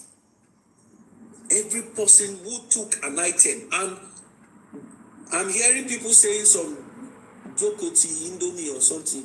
They're saying somebody is bearing Jokoti Indomie, took the puppies. Her name, she should be worried. Adura, if Adura took any of Mohbad's belonging, he should be worried. You understand? So these are all the gaps. And we have tried to identify persons that each of these lacunae are speaking to, each of these gaps, each of these failings speak. It's so sad. I'm hearing that. I hear that somebody is saying that even Bella too took one of Mohbad's puppies. Bella too took one of his puppies. Can you imagine that? Yeah? Took one of his puppies.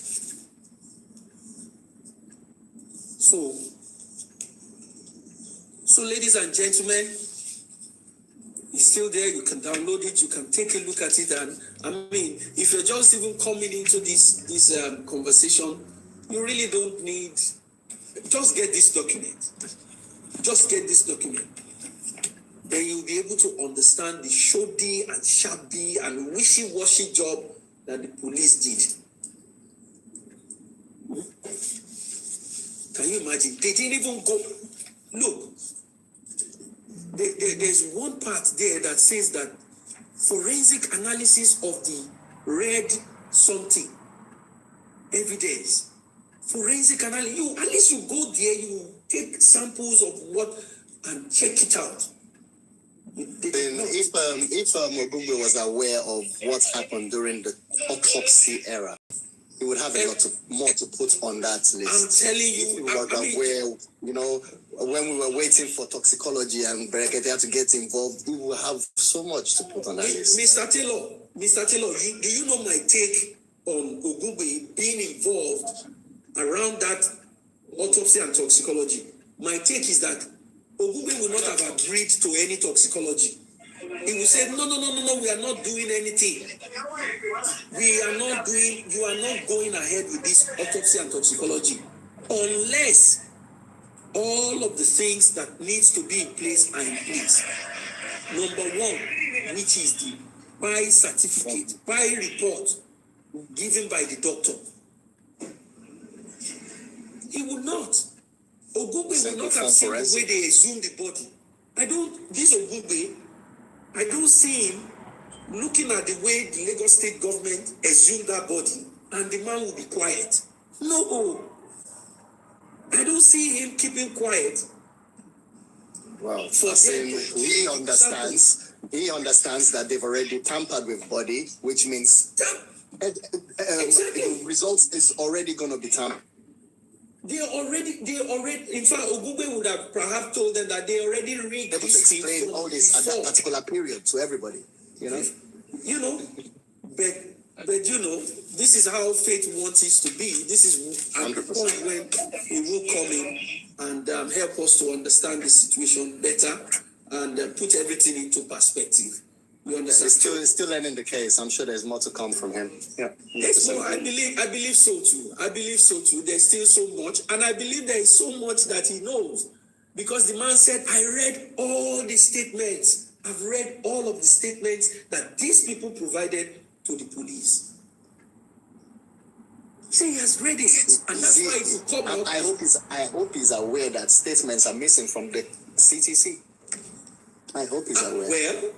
Well, he would have been told. Of course, he would have been told. Look at what is in this response. Where Prime Boy, he brought out Prime Boy's testimony under oath, saying that it's only one time that I met with you. Only one time. So ladies and gentlemen, this is where we are right now in this matter. We have just started, and this matter, because the truth cannot be suppressed. You understand? The truth cannot be suppressed. It will always stand. And all of these facts, as we have always been talking about, different people, different personality, those facts still stand to this day. They still stand. Nothing has changed them. They are still there. And chiefly of those facts is that Aloba was not in that house. He was not there. They called him. In fact, they didn't even want him to come. They didn't want him to come. He said, go back. Oh, Baba, don't worry, everything is okay, go back. He didn't want him to come. And one of the most important facts, again, that has not changed or nor disputed is the fact that he took the body to the police station. I don't want to sound... The people talking about he went to go and bury the body. He went to go and bury quickly. Why can't you just think about it? He took the body to the police station. He took the body to the police station. At that point, everything should cease. Everything should cease. No more conversation. The moment the man got to the police station, the matter became a police matter. At that point, everything stops. Everything stops.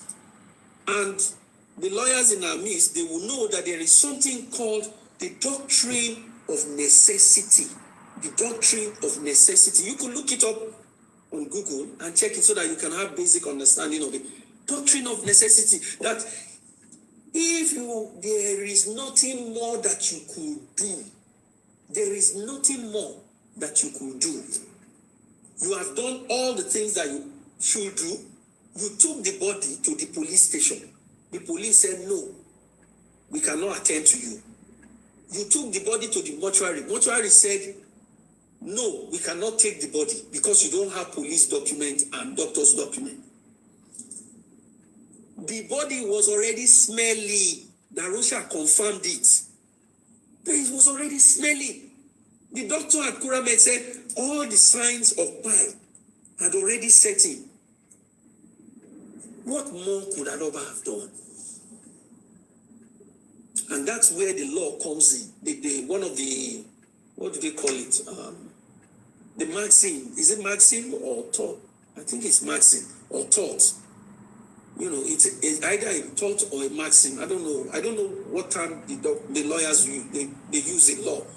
That the doctrine is just like, you know, if you want to come to equity, you must come with clean hands. The same thing says that the doctrine of necessity is there, which means that if there was nothing else that you could do, there was nothing else he could do.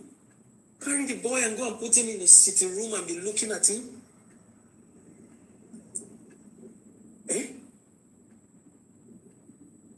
After he had gone to the police, all of you will leave the police. You leave the police. You leave those people who hid the document, the doctor's report, who said nothing to him about the doctor's report. You jump over all of them. You jump over the person who redirected them and said, no, don't go to the mortuary, go straight home. You jump over the person who embalmed the body. You jump over all those Anokunulaya affairs, all of them. You jump over all of them. You jump over the Mumu lawyer, Falade. You jump over the Mumu lawyer, Falade. And then you're saying he buried the boy quickly. What? Ogungbe is here. Ogungbe is here. Ogungbe is here. My hope is that there won't be any reasonable person who will still be holding such thinking. And let me tell you this. You don't think that those that are the powers that are behind this matter, the forces that are behind this Mohbad case, don't you think that if they have a case against Aloba, after all the steps that he took, if they have a case against him in burying that boy, don't you think that these same power, these same evil forces that has been frustrating the man, these same elements within the police and justice department of Lagos State, don't you think they will have taken Aloba already to court? Don't you think that he will have been charged? Don't you think the police would have been so happy and eager to go and say, Baba, we caught you here? Don't you think so? They have searched the man up. They brought him down. They searched him again. They threw him to the right. They searched him. They threw him to the left. They searched him. They have found nothing. Nothing to hold against that man. Nothing, not one thing like this, because I know these people, just as you know them too, that if they had anything on Aloba, they would not hold back. They will not hold back. They will use every instrumentality of the state to attack that man. But God is with him. And so let it not be hard again that anybody said he buried the boy quickly. In fact, Sotobi today, in a quiet moment, in her closet, she will be asking God for forgiveness. She will be regretting that report that she made. She will be doing that.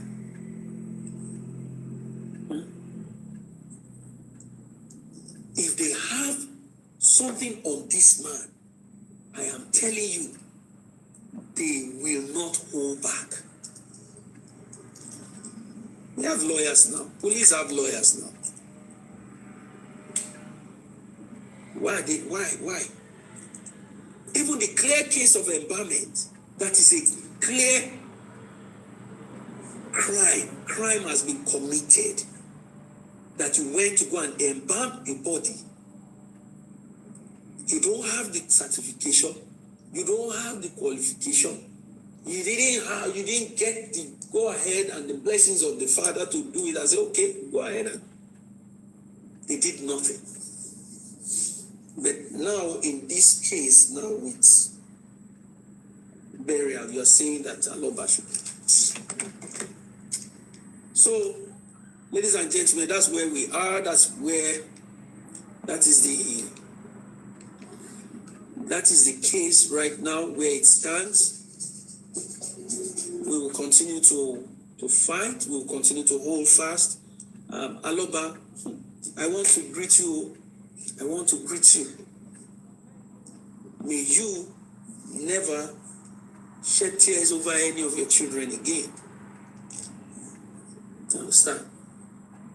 Thank you. Thank Aloba. Look, I just want to thank you, Mr. Aloba, for fighting this fight. Thank you for standing strong and saying, no, justice must be done. No, this is not right. No, this cannot be a norm in our society. Thank you, Mr. Aloba. Thank you so much. Thank you. If this man had not been fighting, only God knows how many cases would have come up since that time. Only God knows. I was just going to ask, are you about to close? I was going to ask if you have time, maybe we can listen to ASP Mohammed's bullshit for the first Corona inquest.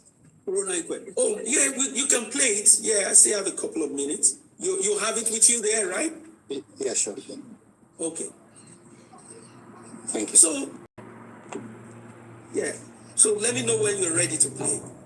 When you finish speaking. Yeah, so Mr. Aloba, thank you. Imagine if Aloba has just said, no, gone, and he's not fighting anymore, and he has gone to Ekiti doing his carpentry work.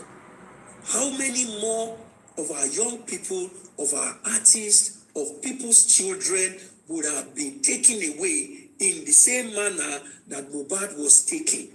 3 years. How many? We never know. But because you and I are here, because Aloba didn't give up, because Aloba keep asking that question, and all of us now, we are now opening, we have our eyes open and say, no, this must not happen. No.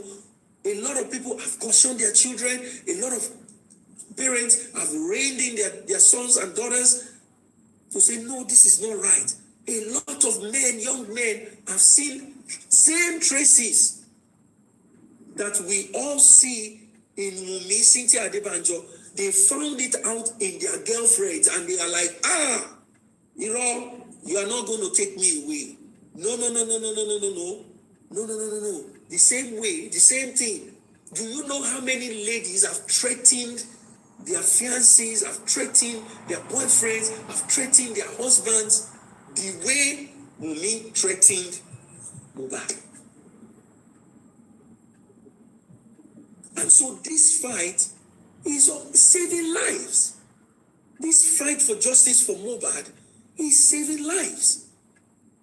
Do you know how many young people, how many families are now, their eyes now are now open and say, hey, look what happened to Mohbad. No. No. Eh? Do you know? And that's why I'm grateful for all of you. I'm grateful for all of you for still being here. I'm grateful for Aloba, especially, who have, in the face of intimidation, in the face of all kinds of things that have been thrown at him, all the things that have been thrown at him to frustrate his effort, he's still fighting. He's still fighting our fight. He's still asking those questions. He's still saying, this cannot be accepted as the norm in Ikorodu.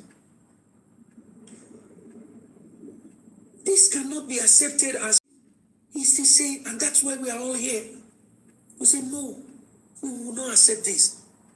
And that's why I commend him and I appreciate him for shouldering that fight, for carrying it on and saying, look, we are in this thing together.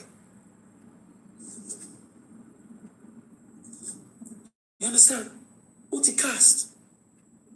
And the casting is everlasting. You understand?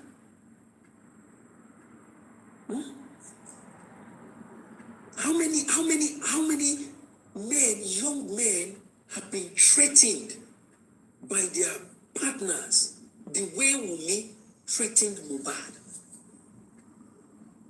Eh? How many young men are working today? They are working making money, but the mothers, the parents of their partners are the ones benefiting. Meanwhile, their own parents or direct parent, biological parent, they are in penury. Cases plenty now. No be Nigeria with them. Where they say husband self, they know they even remember their parents. Now the wife, now me and my wife, the husband make millions today. Now the mother-in-law, the man go first to think. When the boy make money like this, the wife go say, hey, wait, my mom sent us, she sent me a list to buy something and send over. You understand? And then the boy will put all his money and send it that way. You know how many men, how many young men? And so, the Mohbad case, we may not know how many cases, how many situations that this Mohbad case have actually saved. We may not know how many families that this Mohbad case has actually helped from the kind of fate that Mohbad suffered. And so that's why I thank Aloba for fighting it. Because the man could have just said, no, don't wait, don't pick up his body. No, I'm not agreeing. I don't want. And thank you very much, Miss Mama Tiposh. Yes, I agree with you a lot. The man could have just said, no, don't resume his body. Just leave it like that. Let me just clear my head. Everybody go. Thank you so much. God bless you. He goes back to church. He starts fasting, reading his Bible, praying. Guess what? The next person from that time, it will be the next artist. It will be the next, star. It will be the next star. But because of Mohbad's case and the way the father have stood firm, asking those questions that What happened to my son in that house? A lot of parents too, now they're keeping their eyes on their parents. They are calling their parents, their children, oh, come, sit down. What are you doing? What's going on? You used to give me, listen to this part, oh. You used to send me money. You used to buy this for me. You used to be there for me. But now when I call you, you give me excuse. Now when I call you that the roof is leaking, come help me send a couple of zinc sheets. You give me excuses. Now you don't even come and see me.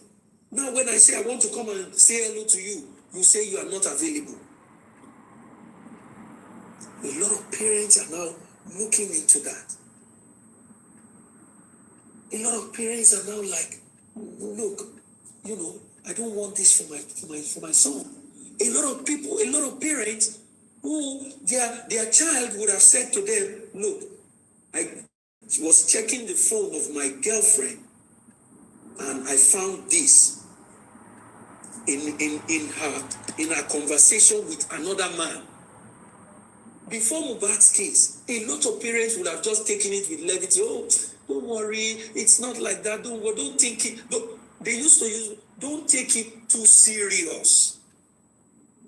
Don't take it too serious. The Mohbad case has taught so many parents lessons that when your son tells you something like that, take it serious. And from the way that Wummi is behaving now, as a result of the question that Aloba is asking, that is this little baby my grandchild? Please, I just want to confirm.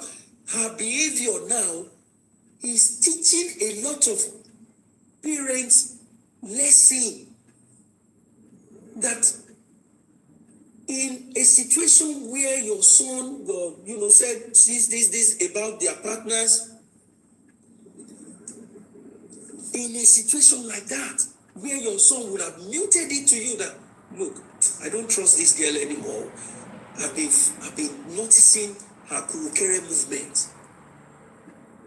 Don't wait. A lot of parents are getting that, and that's why I'm thankful to Aloba for still be fighting and asking that question. A lot of parents now are getting common sense to say, I have to ask the question. Even if you can't go to her and say, let's take the baby to go and do the DNA. Find a way. Go to the pharmacy, buy the kits.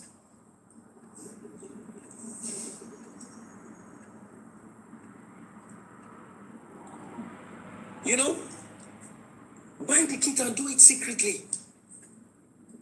Mohbad was unfortunate that he left. They took him away before that question could be asked.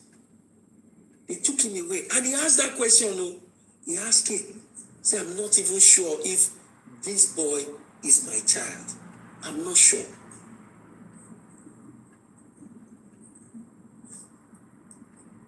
I'm not sure. And so I'm grateful for every one of you who have always been behind Aloba, hoping along with him that he gets justice. Hoping along with him. You see the way, I put it. We are all hoping along with him. It's not that we trust the system. Wait, as he's fighting, pressing on, all of us, different platforms, good people who mean well, who really want justice. Everybody's hoping that as this man is fighting, I hope, yes, I'm going to hope along with him to get justice for his son. Because justice for him and his son is justice for me. It's justice for all of us. It's justice for everybody. It's justice for our society. I can't, again, as I said, we never know. Had Aloba kept quiet, had he not given this a fight, had he said, no, I'm not, don't assume him, he's gone, don't worry, I have accepted my fate. How many would have happened after? How many cases? How many of our stars, brilliant young men and women, but because of the fight, it has ó ti ọwọ́ ọmọ àwọn apọkọjáyé ó ti ọwọ́ ọmọ ó ti bọ̀ aṣọ. And so, Mr. Aloba, thank you. Onireyo, thank you for doing this. And to everyone who have been supporting this man, one way or another, in diverse ways, encouragement, good words, giving the fight publicity. If we've been speaking about, thank you. I appreciate you. Thank you so much. Thank you. And Mr. Aloba, thank you too for not giving up. Thank you for fighting, for being in front of this fight. Thank you. God bless you. So, Mr. Taylor, let's have that. Yes, sir. Yeah, so just a quick question. I don't know if you have the answer, if you're aware. Before that inquest should have started, from my understanding, one of the first people that should have been questioned should have been the nurse, with the presence of the government pathologist around, which means they should have had the results of the autopsy and toxicology ready before the first inquest. That's how I know that we're trying to play games in the first place. You are right. And in addition to that, you remember that the government pathologist did not defend his work. 100%. As in, I want to play. This is the first inquest. I'm going to start from a place where the court was actually requesting for the pathologist, saying that, I'll just play it from there, and then it leads on to what IPO Mohammed had to say about Mohbad's case. Then we'll listen to both. The court.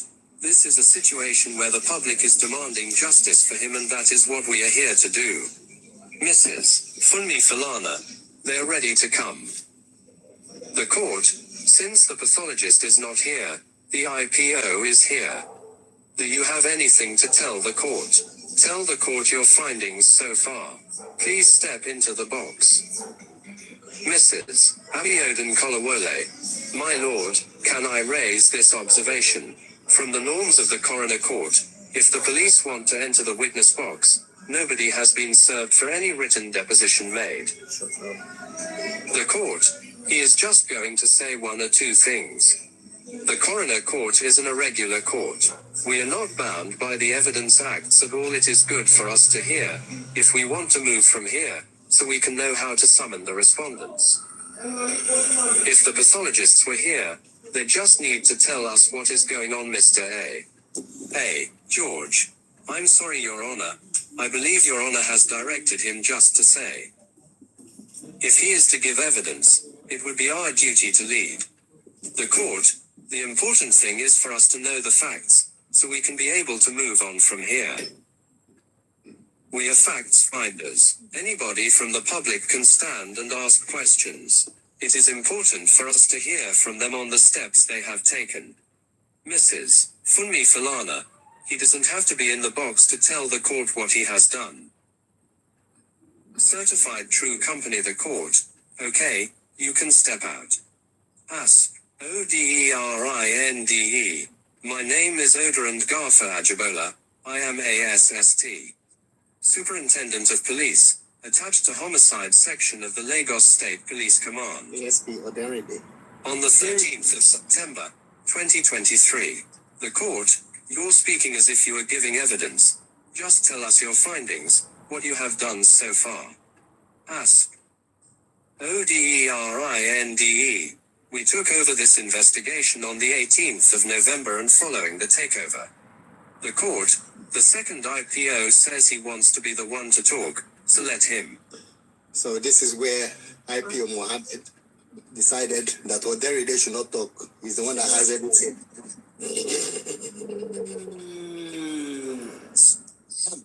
My name is Ask Mohammed Yusuf. I am attached to the Homicide Section, State Sid Panti. Sometime in September 2023, we were all living witness and the media in the death of Larailua Oladimeji Aloba aka Mohbad.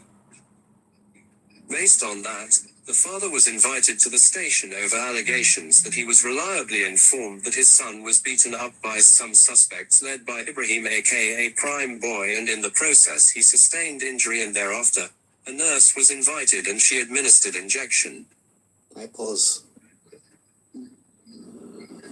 Do you want to say something? No. Well, imagine all of that. Imagine these people are Administered injection on the son. He also alleged that, before the incident, one Abdulaziz Fashola aka Naira Marley and Samson, that is, Sam Larry, subjected his son to a kind of psychological and emotional stress.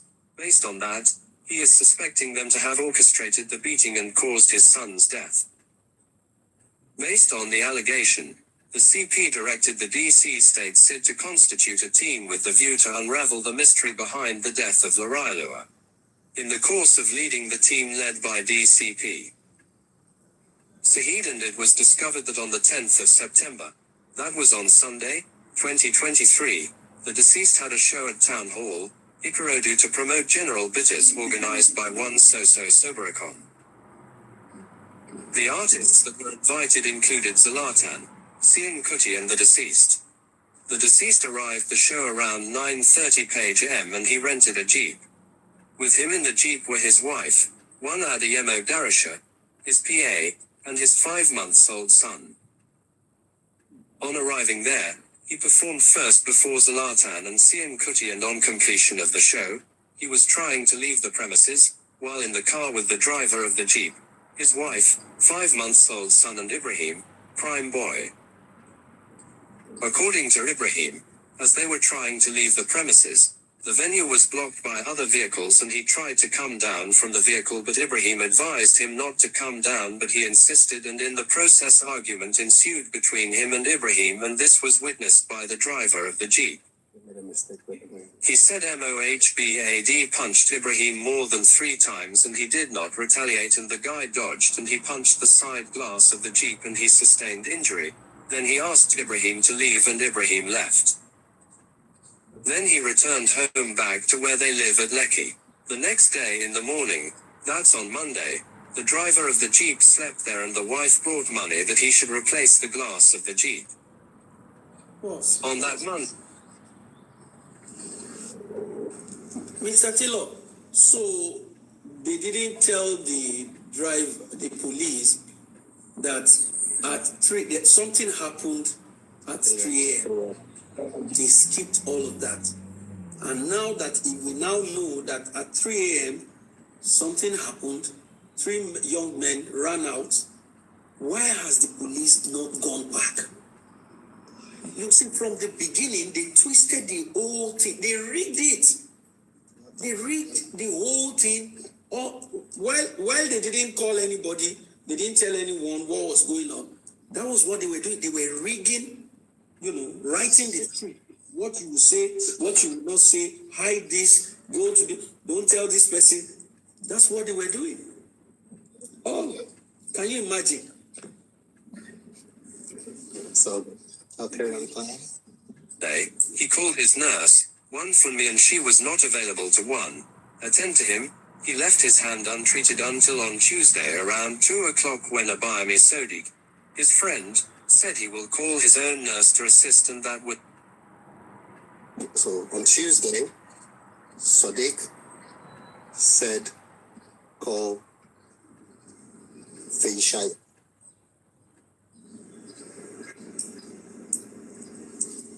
That's what this is saying. At 2 o'clock on Tuesday. That's when they decided to call the nurse. Can you imagine? Gedengbe was invited. On arrival, she came with tetanus, paracetamol injection and some Septazole. She administered the tetanus on the left hand, and the paracetamol and Septazole, pain relief, and on the right, and immediately she administered it. He vomited and immediately he vomited. Goosebumps appeared all over his body and she ran to the nearest chemist to get another injection to neutralize the injection she gave. While she was there, they called her that Mohbad had started convulsing, and that was when they called the younger brother to the deceased, Mohbad, who ran to their neighbor to assist with vehicle because Mohbad's vehicle was faulty and they put Mohbad there. On their way going, they were stuck in the traffic, so the PA and one of the photographers alighted and put him on a motorcycle, and on getting to the hospital, it was confirmed that he was brought in dead. Based on that, we visited the hospital where he was confirmed dead, and we also visited Prese Hospital where he was brought in dead. So can you pause? So if the police is saying this, how is it that that girl is saying something else? You see the lacuna. Wummi said they got to the hospital and 15 minutes after, and the police is saying he was brought in pied. You see the lacuna? That's why Barrister Ogungbe in that 24-point lacuna saying that they need to reconstruct the timeline prior to the buying. They need to reconstruct it. Yeah. So it's taking up a little bit. On their way going, they were stuck in the traffic, so the PA and one of the photographers alighted and put him on a motorcycle, and on getting to the hospital, it was confirmed that he was brought in dead. Based on that, we visited the hospital where he was confirmed dead, and we also visited Prese Hospital where he was brought in dead. He was confirmed dead at K1Lled. He was brought in dead at Perez. Did the house and ascertained the CCTV footage, but it was faulty. We also recovered the remnant of the injection and registered it. We also got the necessary coroner forms signed by the magistrate in charge of coroner. Autopsy was performed on that day, and the remains, the necessary parts of the deceased, was taken to Lagos DNA lab for toxicology, which we had. It was taken for toxicology to a lab. But later they're saying lab was destroyed during Lekki and SARS. I don't understand. It was taken to a lab. Can you play back that again? There are two things that I heard there. They said they did. We also recovered the remnant of the injection and registered it. We also got the necessary coroner forms signed by the magistrate in charge of coroner. Autopsy was performed on that day, and the remains, the necessary parts of. Yeah, so the autopsy was performed probably 2 days after exhumption. Not on that day. On that day. Yeah, that's what he's saying. Yeah. On which day now? On which day?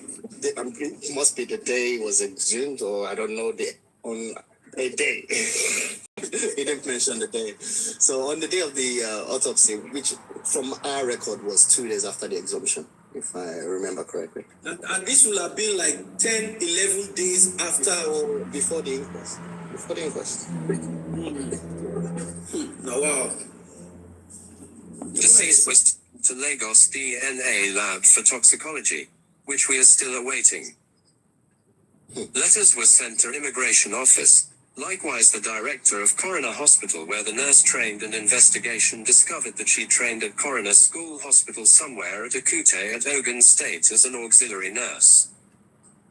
Experts were also invited from Nigerian Medical Association, Pharmacist Association of Nigeria, to ascertain the type of drugs used, and they came up with their findings, which we also documented. The suspects involved Light Naira Marley and Sam Larry, who were alleged to have assaulted him at Elegushi, the hotel at Victoria Island, and on the 5th of October, he was allegedly assaulted at Naira Marley's studio, and all the witnesses who were directly involved were invited and their statements were given. Please, Titus Taylor, pause. Mr. Taylor, pause. Because as I'm hearing, it's so upsetting, you understand? Like, what they are saying now, what has that got to do with how Mohbad died? You understand? This is the direction they were trying to lead everyone to back then. Imagine. This was the statements given before anybody was questioned at the inquest. Oh my word. And look, what you're reading now just told us Akuramed, he was confirmed dead, right? And the other hospital, Perez brought in dead. Confirmed dead, meaning he died before they brought him in. And don't forget the doctor that came to the coroner inquest, what he said. Okay, that was Perez. But yes, whatever. If you have to go back to the what Wummi had recently to back up her pursuit for the, what do you call it? The royalty. Do you remember what was written on that certificate? That it was also BID, and that was from Kuramed. Yeah.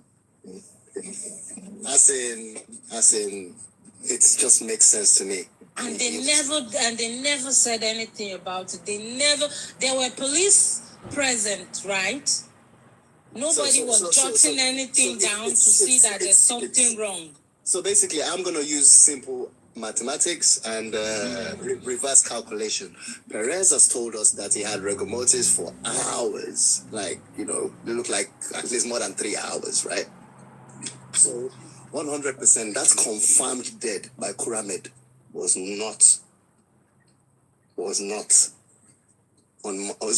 basically on Monday. 100% on Monday. You see what they never brought so up. He was confirmed dead on Monday, which is what we all agree with. Mohbad died because it's obvious they did all they did on a Monday, and they needed Perez to back up whatever they had to do, so to switch everybody's mind to Perez, Yes. So they just wiped out the Kuramed stuff. It's clear now. So Kuramed would have been on Monday. 100% confirmed dead. Confirmed about dead on Monday. The first hospital. That's what the police said. They confirmed Mohbad dead. It was not Tuesday. Well, we are here. We are still here. What would not be what would not be making sense there is, how would you bring somebody to the hospital, let's say Kuramed, and it was on a Tuesday, and he said, this guy has died, and you decided you were not sure? Don't you see there's something wrong? Of course, there's a bridge of hours or a day there. That's why they had to cook up that, we went to Perez. No, you didn't go to Perez that day. You understand? There's no way a doctor will say he's died. And, we were not so sure was the reason why we went to the other hospital. Yeah. We know that a car picked them up from the house, and then they ended up on a bike, and the bike took them to, they claim, Kuramed. But what took them from Kuramed to Perez? See that video that Perez said they have of them entering the place? We really need to see as well. I'm sure. Because even the Perez, Wummi said 20 minutes later, the doctor declared that he died. So, oh my goodness. Oh, all right. So thank you very much. The investigation also revealed. Okay, I say it's a bit. Thank you. What we got out of this again today is that Kuramed did not happen on Tuesday. Very, very possible. And I hope that when the investigators are reconstructing and re-examining, re-investigating the time of buy, they will get to this point with all of the documents and everything. So it's clear that the possibility that Kuramed happened on Monday. And, as Mama T. Posh and Mr. Taylor has explained, it can be far-fetched. Thank you very much, ladies and gentlemen, for joining us. I want to say thank you to Mama T. Posh, Mr. Taylor, Mommy Coach, Madam Bosubola, who came in and joined and be part of this conversation. Let's keep the conversation going. It is because of all of you. That's the reason why the authorities have not been able to sweep this this matter under the carpet. You understand? Like, they will normally do. So thank you so much. Let's keep talking about it. Those lacuna, the 24 lacuna, I mean, you need to see it. And then also, if you have other lacunas that you think that... As in this particular thing, if you keep listening, there's a part where he says, that Mohbad's petition, Mohbad and his lawyer went to withdraw the case. They were no more interested in the case, apparently. He said everything in this. You guys are an idiot. We will get there. We will get there gradually. So thank you so much. Thank you, Baba Mohbad, for this fight. Thank you, everyone, every good-hearted Nigerian that has been on this matter, asking the right questions. God bless you. Thank you very much. I got to move now. Let's go. The other persons will be on, who will be looking at the response of the Wummi that gives us an insight into how the lawyer is thinking, what he's thinking, and how he's approaching this case. This response will help us to understand the kind of lawyer that Baba Mohbad is dealing with. Thank you so much, and God bless you. Mama Tipoch, thank you so much. God bless you. Mr. K1Lled, I salute you. Thank you so much, Mr. Tarzan. God bless you. Thank you so much. Bye, sir. Thanks so much. Let's come back soon. Yeah. I gotta go out right now. So thank you so much. Have a good one, everyone.